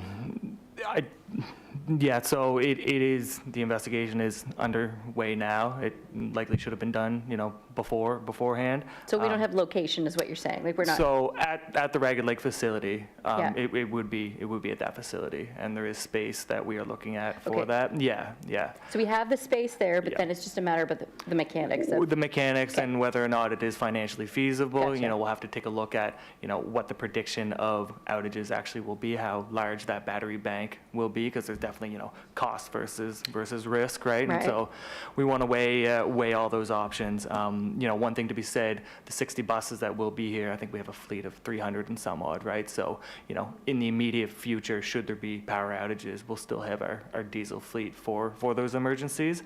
But we do see an opportunity to add storage for resiliency, but also to shave the peak demand at that facility. There's going to be a high electricity consumption, obviously. So if we can be smart about it and reduce our cost of utilities, we want to take advantage of that. Okay. Yeah, and correct me if I'm wrong on the scope creep and the EMO actions. So those actions, while they're in the Halifax report, they are led by EMO. They're not led by us Okay. in environment and climate change. We support them. But yeah, I believe there was a accountability framework released a year or two ago, and I can try and find that because we looked at the 46 actions. It's impossible for everyone, like the environment and climate change team, to hold all that. So they were assigned to the different business units to be responsible for that. Right. Yeah. And with those storm kits, Councillor, I get you to... out of time, I'll come back. Thank you, I appreciate that. Councillor Morris? Thank you, Mr. Chair, and thank you, Kevin and team. I think you're doing remarkable work in a very short time to make advances on our plan for Halifax. I just want to focus, given the short time that we have, on some of the red items that Councillor Lovelace was touching on. So could you highlight for us what the examples are of the most critical municipal infrastructure that would be part of your review? And, what are some of these, for example, I think it's numbers 15 and 16 were the critical infrastructure analysis was supposed to start in 2020, and there hasn't been much progress in 22, 23. So could you tell us a little bit about the main challenges in getting those, getting that infrastructure assessed? because this is about community safety, and so I'd like to understand that a little better, if you can help us with those red items, including neighborhood resilience and that sort of thing. Thank you. And I just asked Katie to bring that slide up so everybody can see it.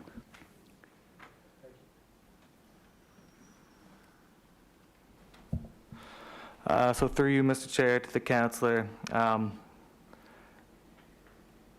Right, the first question. So yeah, with the first question, so what critical infrastructure we would be looking at, I will say I'm not the expert on adaptation or resiliency. However, I would say that what we're looking at would be the socioeconomic data, and to determine, in times of emergencies, the routes in and out of communities would likely be prioritized. So, bridges, roads, and so forth. With respect to actually, getting started on actions 15 and 16, the HRVA has started, EMO has started that. They're looking at 18 months to complete. They're currently in the community engagement phase. In parallel with that, we are working with IT to layer flood, extreme water level, wave run-up studies with the infrastructure, so that we can, create critical layer maps to determine which projects we want to, prioritize next year. Okay, so it's mainly about people being able to move away from danger? Is that essentially it? I will defer to, I'll have to get back to you on that. Okay. Yeah, all right. if that's okay. So this is something maybe we can look at more fully when the budget comes forward and that sort of thing. But yeah, okay, that's fine. Thank you. Thank you, Councillor. Councillor Stoddart. Thank you, Mr. Chair, and thank you very much, Kevin, for this presentation, and the staff that helped you on this. Much appreciated.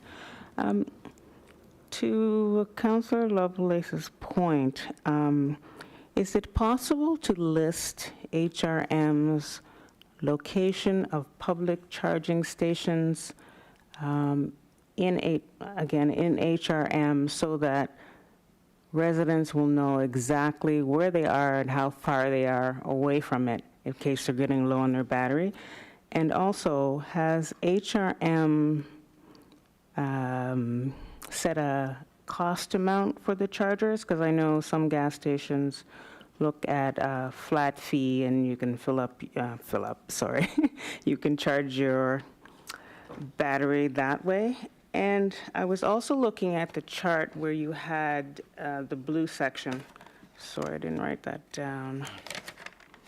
The critical infrastructure, would that also include private companies or developers or anything along that line that might be slowing down the process for us? Thank you so much. Through you, Mr. Chair, to the councillor. So yeah, some great questions. So with respect to the charging infrastructure, we do have a report that outlines where the chargers will be. However, we understand, the public may not read that. I mean, I would, but why, but why not, right?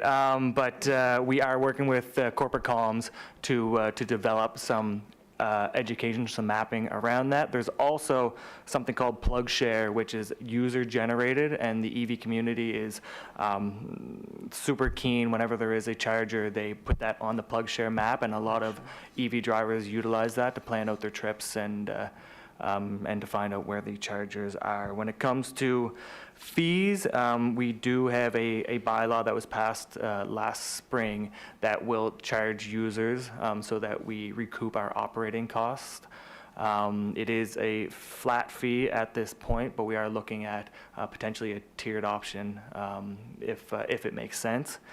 And then with respect to the blue wedge in that pie, so what the blue wedge is actions that are contingent on other parties. So a good example of this is net zero new construction.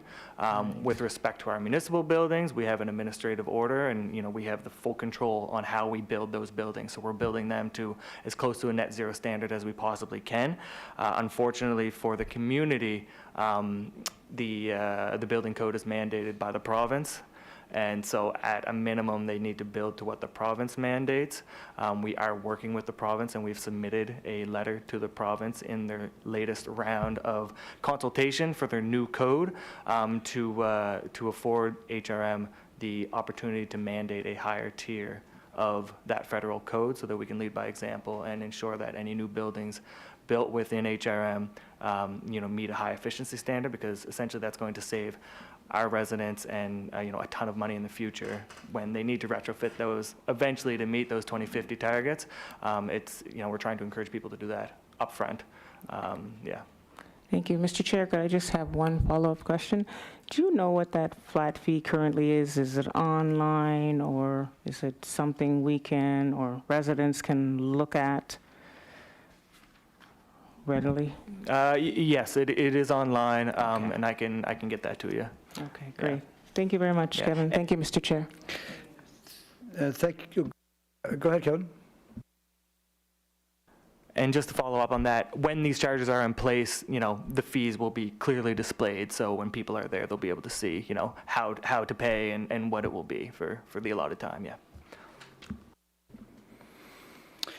Thank you.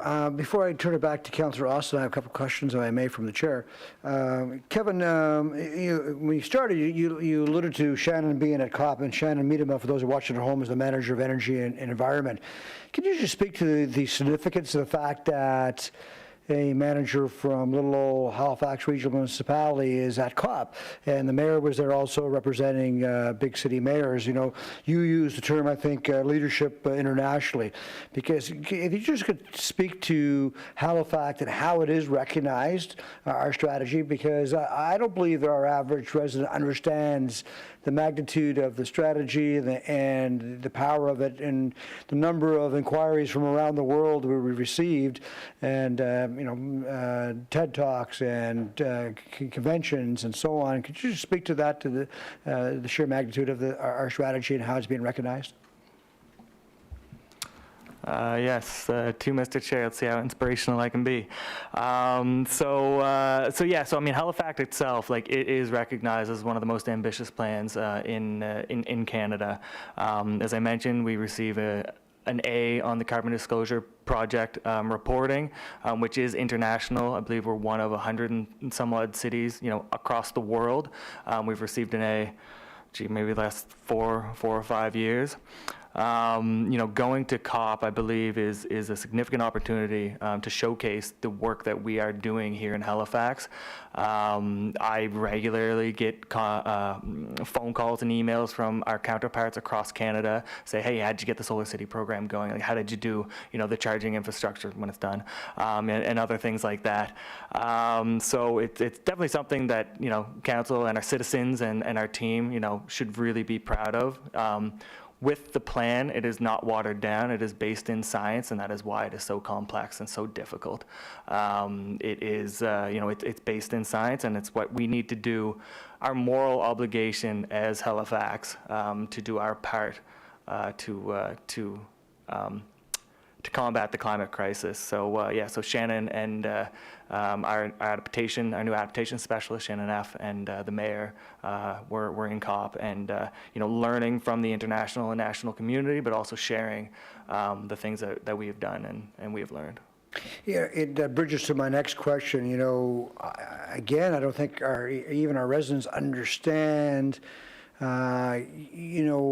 what this means, and Councillor Austin alluded to it. It should have been 20 years ago, 30 years ago, we should have been starting this, and the impact. And, in fairness to many of our residents too, we look at the country and the economy and the struggles, and here we are in our budget process underway, right? And we're going to have lots of debate about everything from paved roads or curbs to playgrounds and hockey rinks, and Halifax is going to be part of that conversation. And what we support and what we don't support. I mean, I really think we need to do, colleagues, a better job of educating our residents.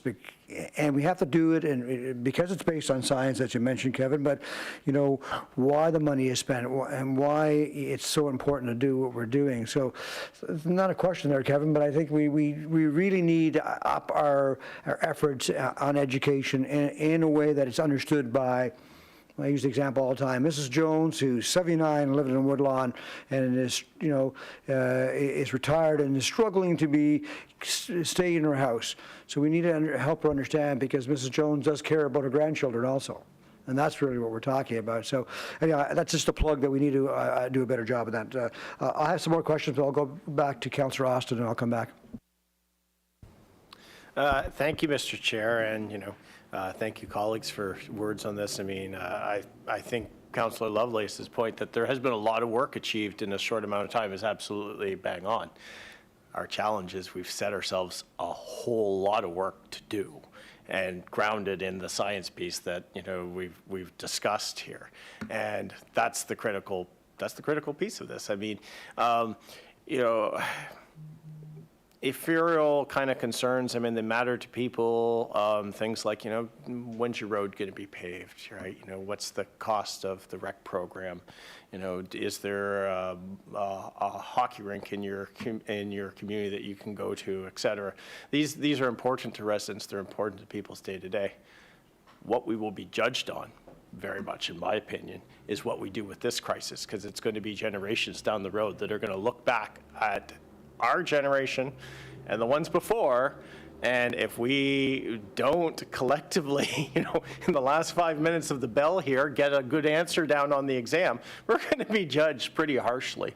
Like, history will not be kind to us unless we get ourselves in order, because we have delayed and we chose not to do things, like collectively, as a society, as a civilization.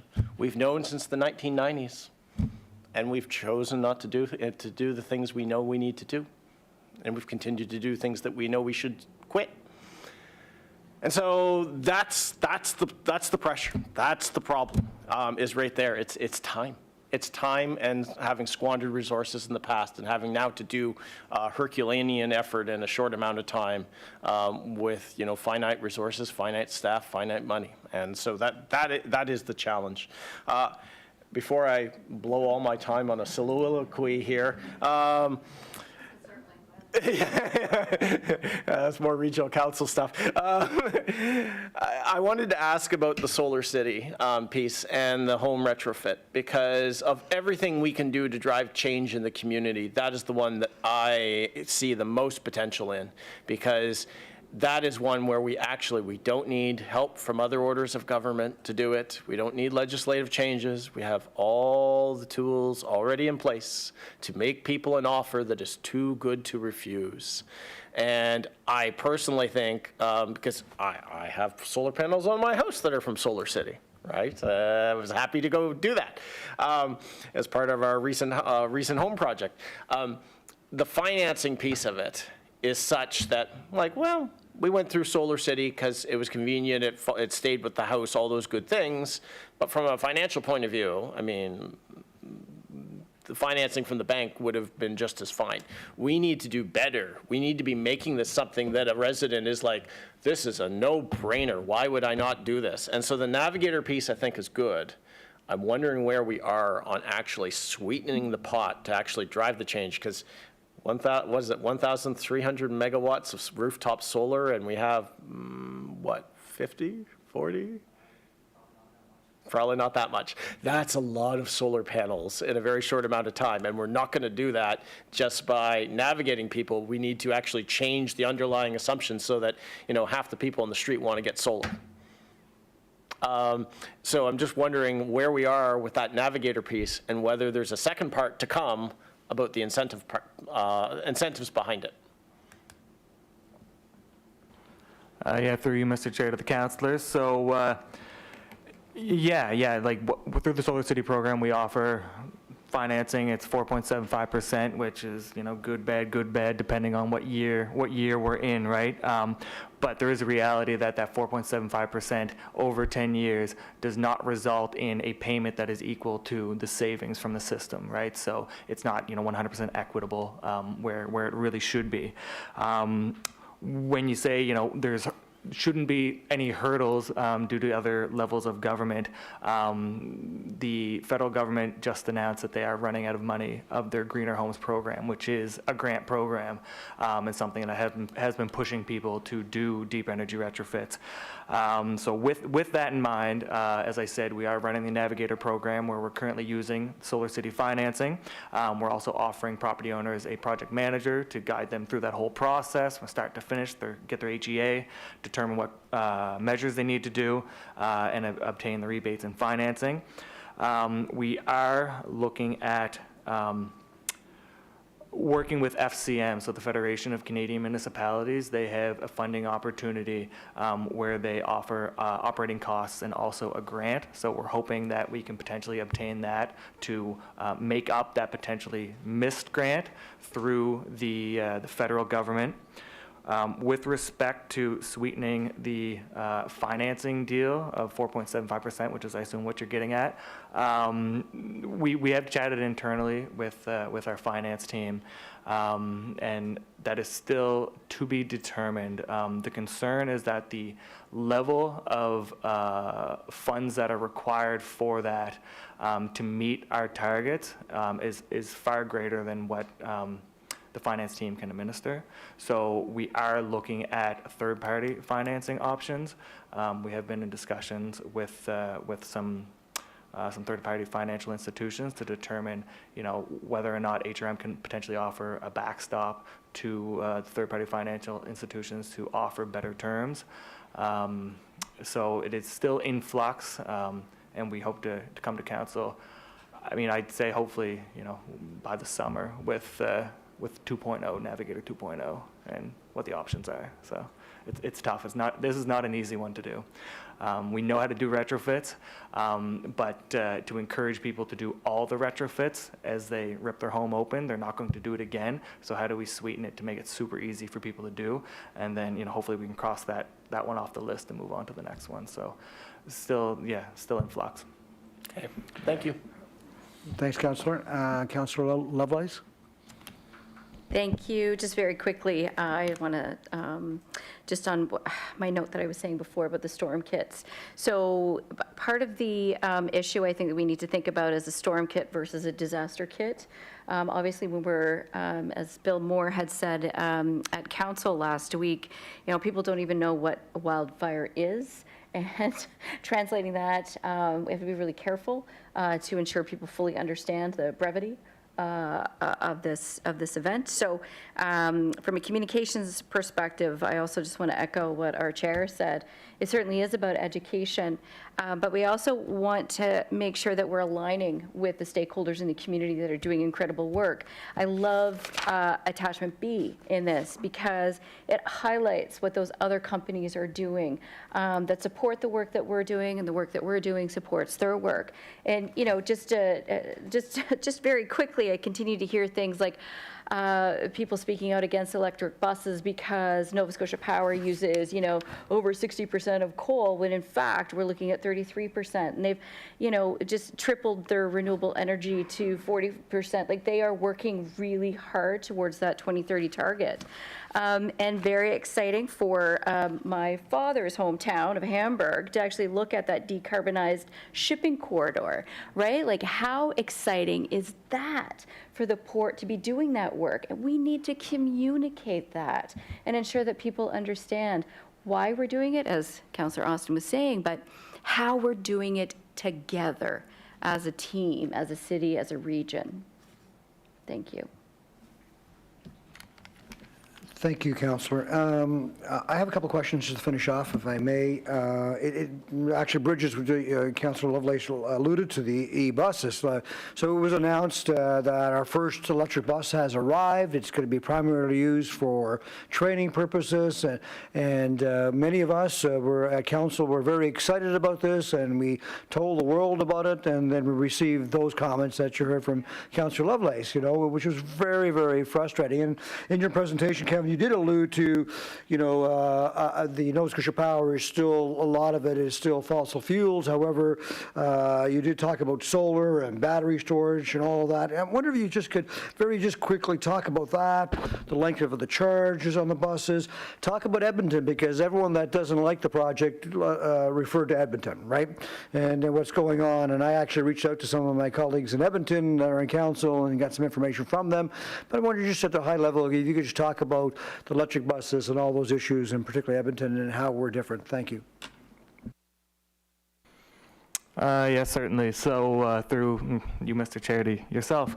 So with respect to the issues in Edmonton, that particular company, my understanding, is not in business anymore. HRM has contracted a company in Quebec that's been around for, I think it was in 1997. It's been around for a while. The 70s, well, there you go, it's even better. And, with a proven track record of service. Also, when you consider Edmonton and Nova Scotia or Halifax, the temperatures that are reached in Edmonton are far colder here. So the degradation to the battery should not be as big of an issue. When it comes to our grid makeup, it is still, partially generated through coal. But to geek out for a little bit, the efficiency of an electric motor is upwards of 90%. So compared to a gas vehicle, every unit of energy that is put into the electric motor, you actually need 2 or 3 times that unit of energy into an internal combustion engine vehicle. So you can actually go further on less units of energy. So just that alone means that the tailpipe emissions of an electric vehicle itself is far less than that of an equivalent gas vehicle. And then, as you mentioned, we are looking to add solar on the roof of the Ragged Lake Transit facility so that, we can reduce that carbon footprint even further. In anticipation of the greening of the grid. Yeah, again, education, it's something to celebrate, but we need to, I go back to Mrs. Jones, who's 79 or 80, and she has to understand that, right? That there is a difference. So I encourage you to continue on that path. My last question, is there any, I know some provinces, some municipalities, they have some financial assistance when it comes to EV chargers in the home. And is there any discussion with the provincial government or even the federal government making that available? But there are provinces, I think Quebec, for example, if you buy an electric vehicle, there's the subsidies as there are here, but one of the subsidies they pay actually for an EV charger in your home. So any discussions that you're aware of? To you, Mr. Chair, not for single-family residences. Efficiency Nova Scotia does have an EV-ready program where for multi-use residential, they will subsidize an engineer to design optimal charging for that facility and offer half price on the rebates themselves.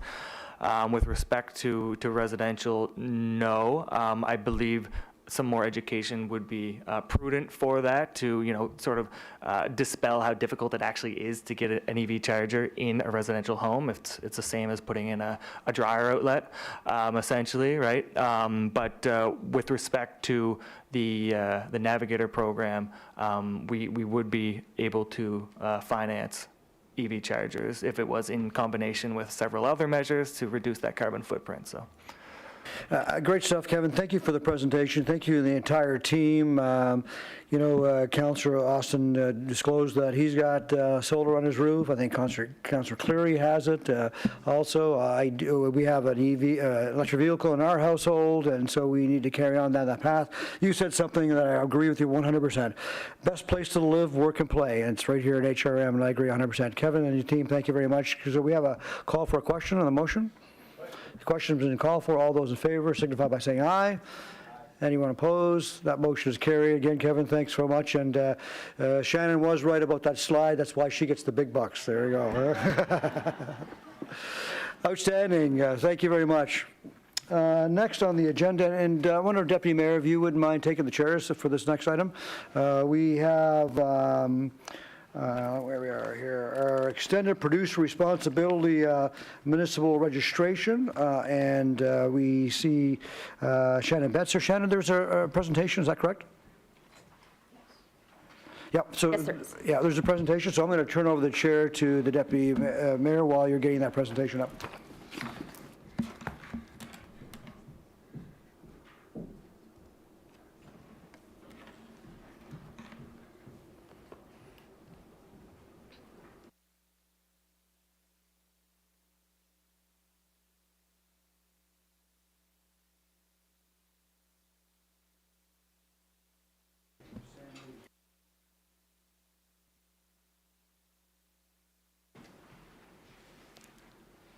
Thank you very much, Mr. Chair.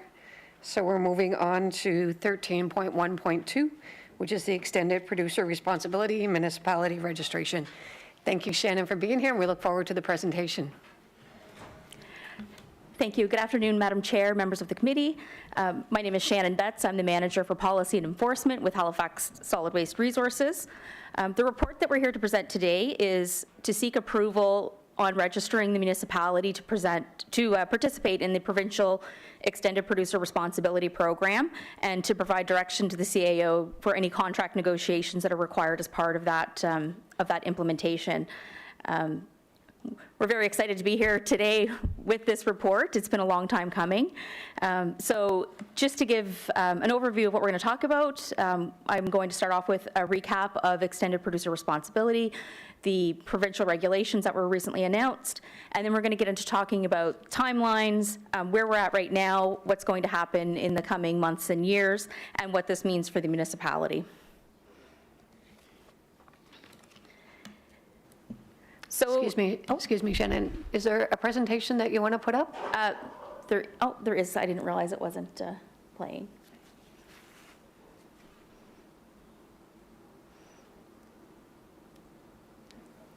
Wonderful. Thank you. Thank you.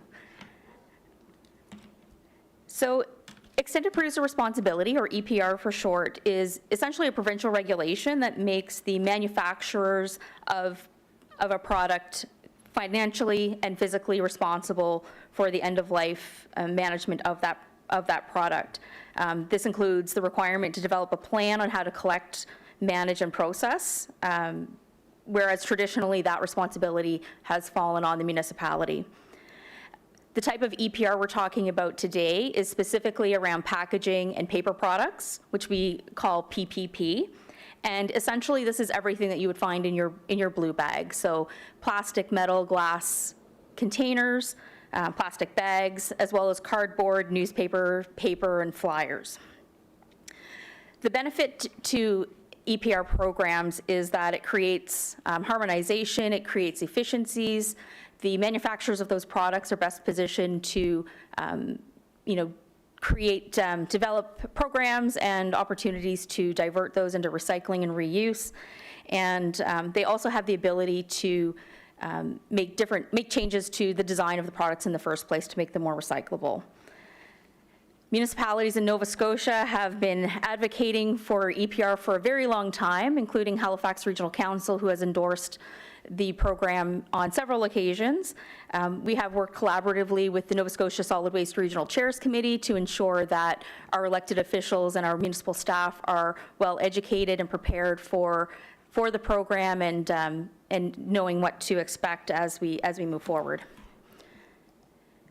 So stepping back just a little bit, I just wanted to explain what it means to be an obligated producer of a product. So in this case, it's manufacturers or brand owners who produce or import packaging into the province. So those producers would all pay into an extended producer responsibility program.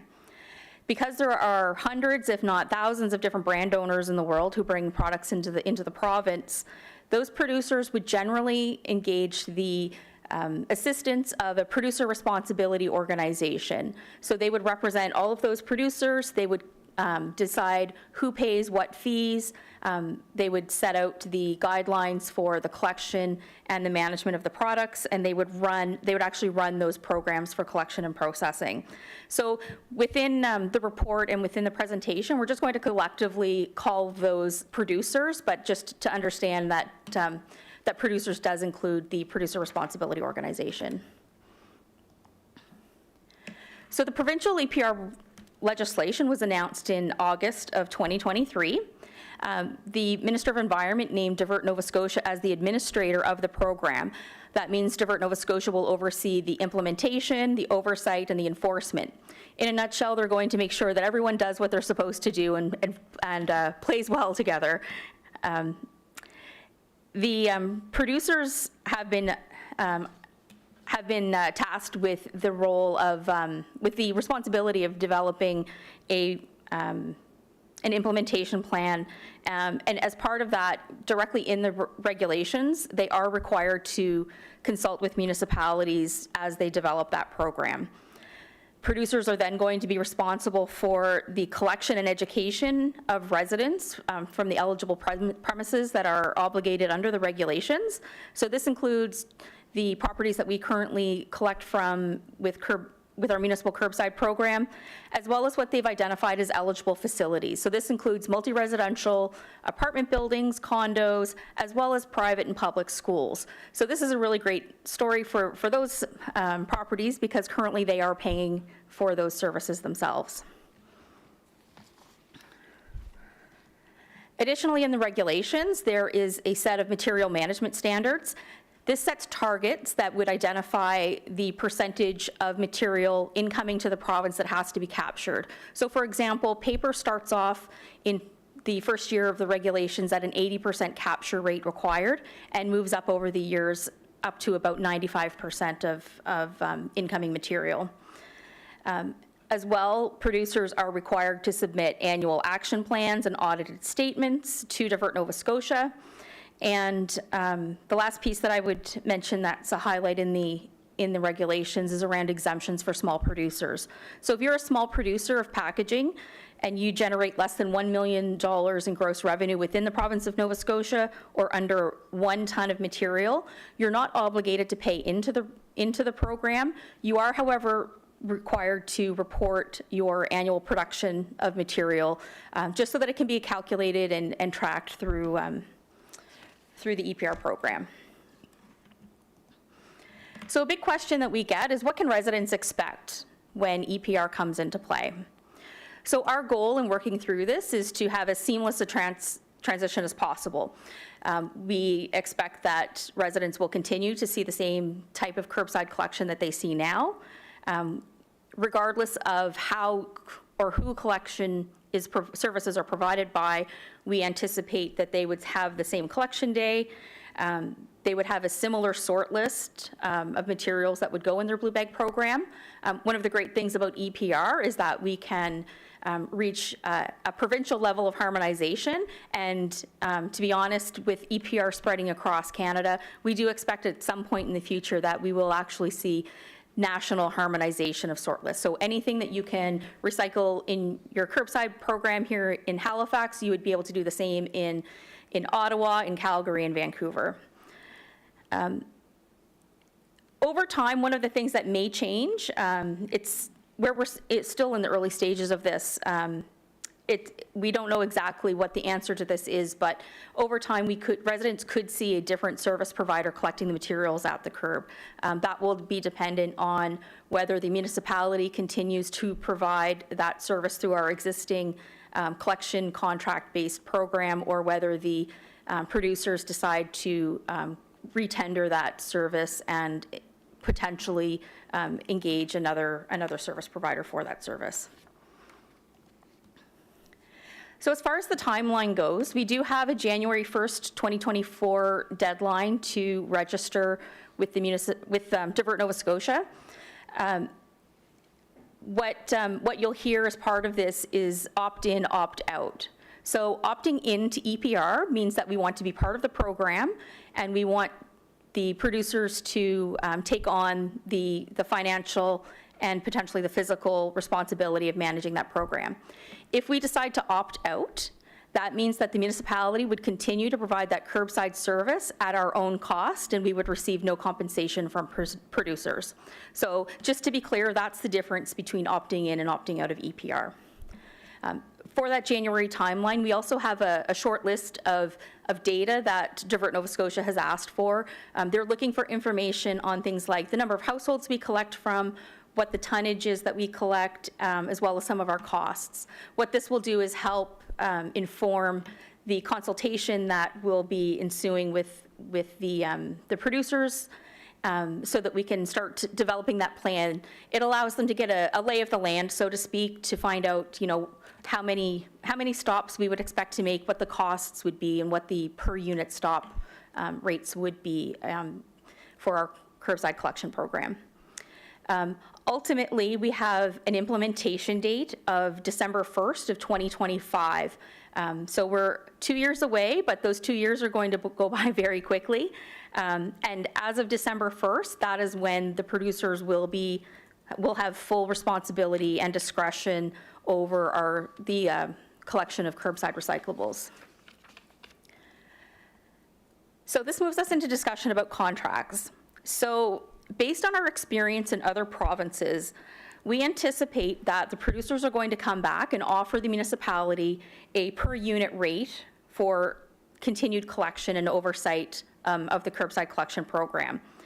We think that this will be the case at least for a transition period. How long that transition period is really unknown. At some point, HRM will have to decide whether we want to continue being a service provider for the producers. And in anticipation of EPR, knowing that this was coming, we were able to build some provisions into both our curbside collection contract as well as our processing contract to ensure that we had the necessary clauses in place to allow and accommodate for off-ramping of those contracts should the situation change. With regards to our curbside collection contracts, these contracts are scheduled to expire in June of 2025, but we do have up to two optional years built into those contracts that would allow us for that transition. We would have to make a decision by spring of 2025 on whether we would be continuing to operate those, administer those contracts ourselves, or perhaps there may be an option to shift responsibility of those directly to the producers. So that's going to be part of that negotiation phase that was identified in the previous slide. With regards to our recycling facility, that's our MRF, as we call it, in Bayers Lake. That current agreement was extended to expire in March of 2029. And we do have an off-ramp clause in that contract as well, that with 60 days notice, we would be able to terminate the contract. Among the clauses that were also negotiated into that contract were that HRM would make commercially reasonable attempts to ensure that that contract was valid until the end of its anticipated term. So that could mean a subcontract arrangement, or perhaps transferring the responsibility of the contract from HRM to the producer organization.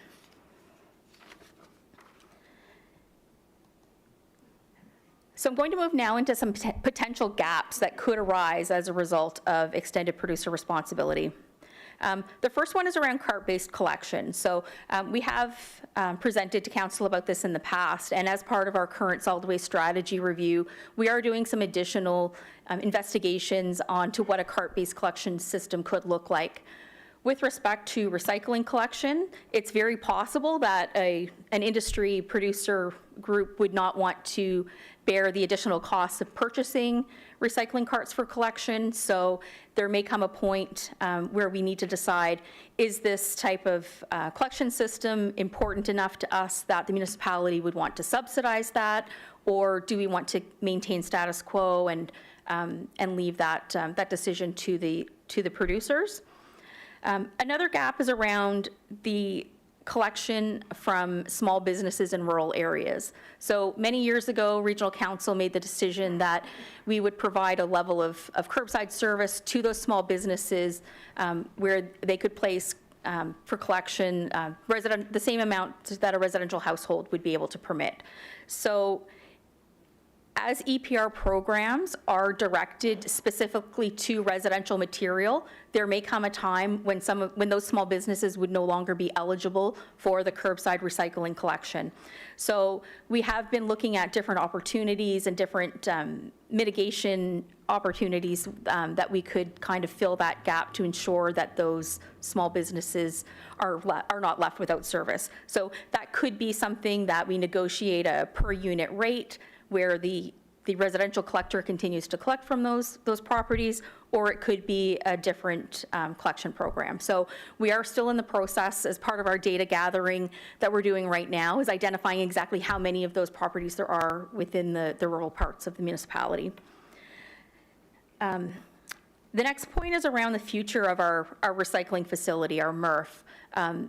The building is in the range of 30 years old now. So as part of our strategy review, we did decide to do an assessment of the building and the property to determine if there could be a future use for that. So some of the options that we may want to look at is whether or not the producers would want to lease that space as a transfer facility. Perhaps they would want to continue operating it, pre-processing or processing of recyclables. So we're just kind of trying to get a handle on exactly what that could look like in the future.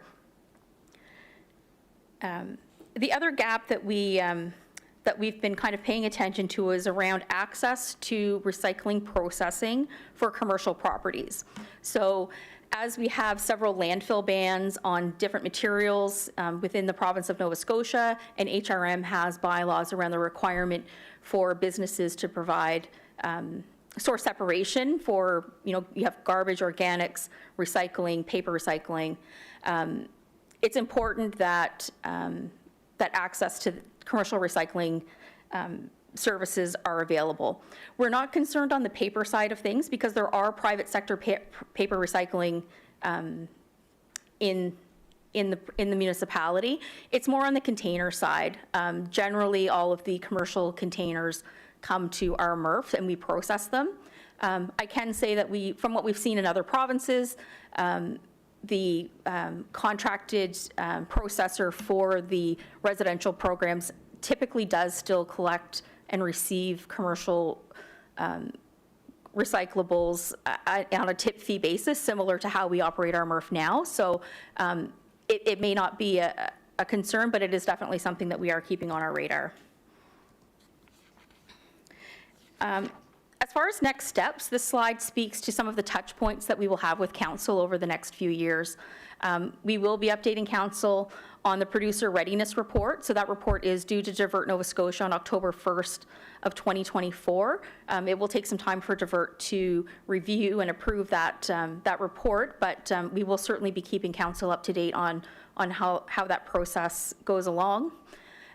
We will be reporting back on the status of service delivery discussions, negotiations related to collection and processing. We expect that will be winter, spring of 2025. As I mentioned earlier, will have that decision point to make in spring of 2025 related to the collection contracts specifically. And we'll also be touching base around addressing service delivery gaps. So that's specific to the rural business collection and the commercial ICI processing of recyclables. As far as financial impact, we put together some estimated budgets for the next couple years just to give a sense of what this means for HRM from a financial perspective.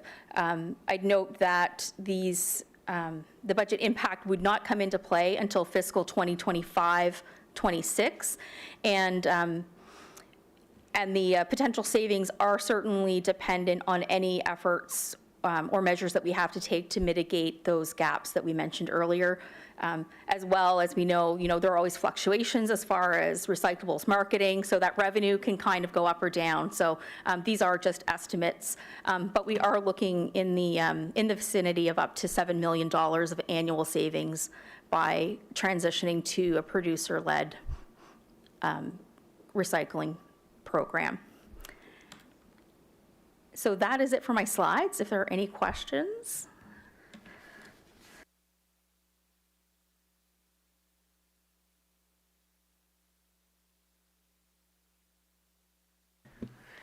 We're just past 3 o'clock, I've been advised, so if someone would like to put a motion that we extend.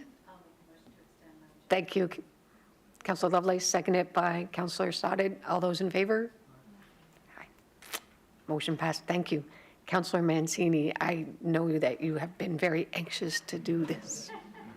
Thank you, Deputy you, Mayor. Shannon. I'm very anxious to put this motion on the floor, that the Environment and Sustainability Standing Committee recommend that Regional Council, 1, approve the registration of the municipality for participation in the Extended Producer Responsibility for Packaging, Paper Products, and Packaging-like Products program, and direct the CAO to register the municipality by no later than January 1st, 2024 deadline in accordance with the requirements of the Extended Producer Responsibility for Packaging, Paper Products, Packaging-like Products regulations, and 2, direct the CAO to negotiate and execute agreements on terms of conditions satisfactory to the CAO in accordance with the Extended Producer Responsibility for Packaging, Paper Products, and Packaging-like Products regulations with applicable producer responsibility organizations related to the municipality's curbside recycling collection and operation of the municipality's materials recovery facility as required with Divert Nova Scotia. So moved.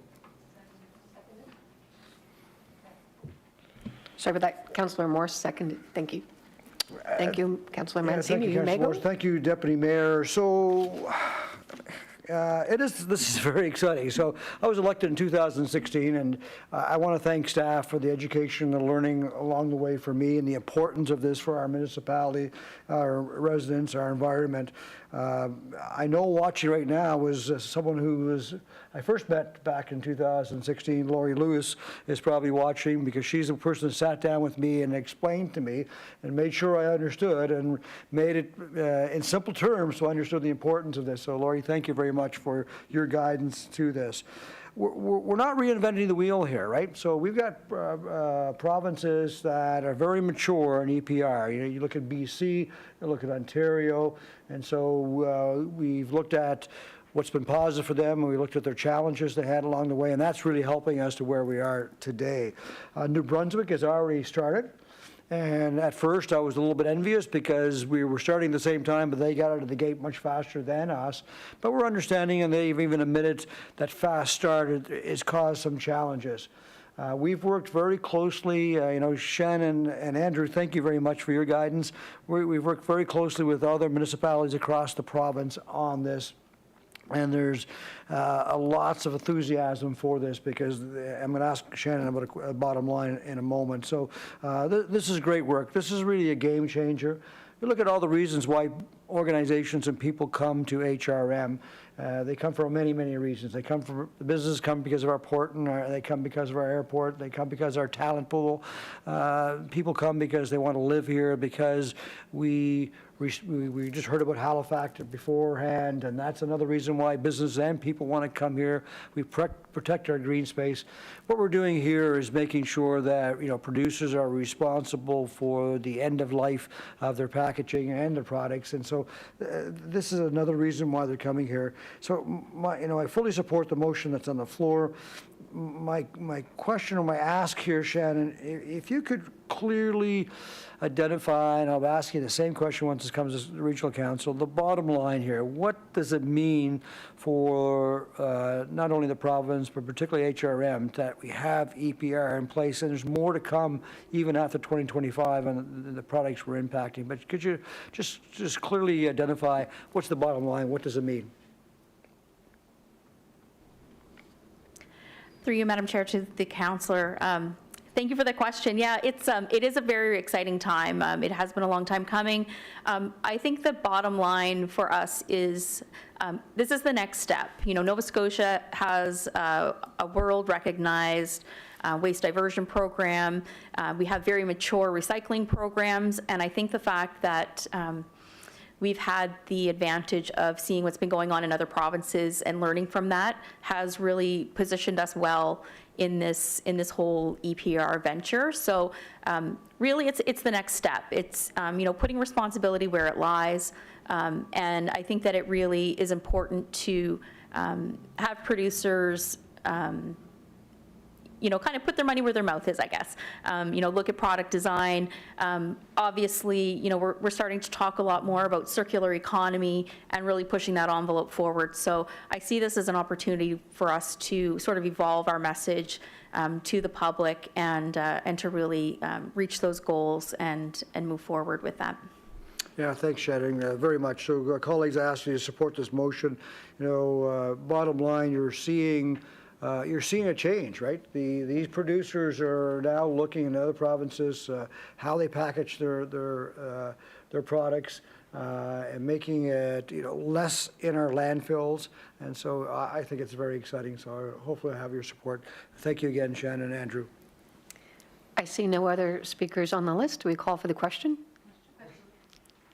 All those in favor, please signify by saying aye. Opposed, nay. Motion is carried. Thank you, Shannon. I love the smile on your face. I know how important this is and how diligent you have been in this work, and we really do appreciate it, and thank you. Mr. Chair.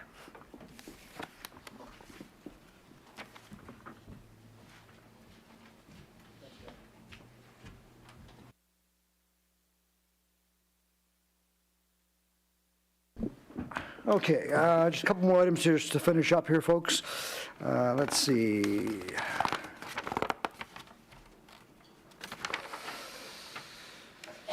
The next item is 13.1.3, Councillor Appointment to Executive Standing Committee. Deputy Mayor, do you want to take this and put the motion on the floor?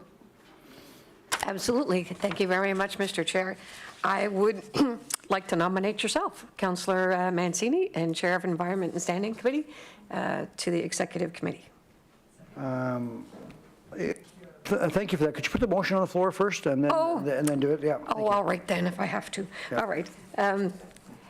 Recommended that Environment and Sustainability Standing Committee appoint one councillor from Environment and Sustainability Standing Committee to serve on Executive Standing Committee for a term until the end of the council term. Second by Councillor Stoddart. Go ahead, Deputy Mayor. So, because I rushed to it, now you know what, who I would like to nominate. So I would like to nominate Councillor Mancini, please. Thank you for that. Second by Councillor Lovelace. Are there any other nominations? Seeing no other nominations, we call for the question. All those in favor? Anyone opposed? Thank you, and I accept that. Thank you, Deputy Mayor, very much. I appreciate that.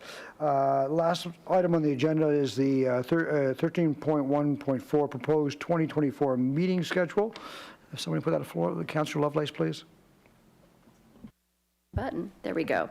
I move that the Environment and Sustainability Standing Committee approve the proposed 2024 Environment and Sustainability Standing Committee meeting schedule as outlined in the staff memorandum. I'm a seconder. Councillor Morris. No questions about the schedule. All those in favor, signify by saying aye. Aye. Anyone opposed? We now have a schedule for 2024. There are no motions, no in-camera items. Any added items, Madam Clerk?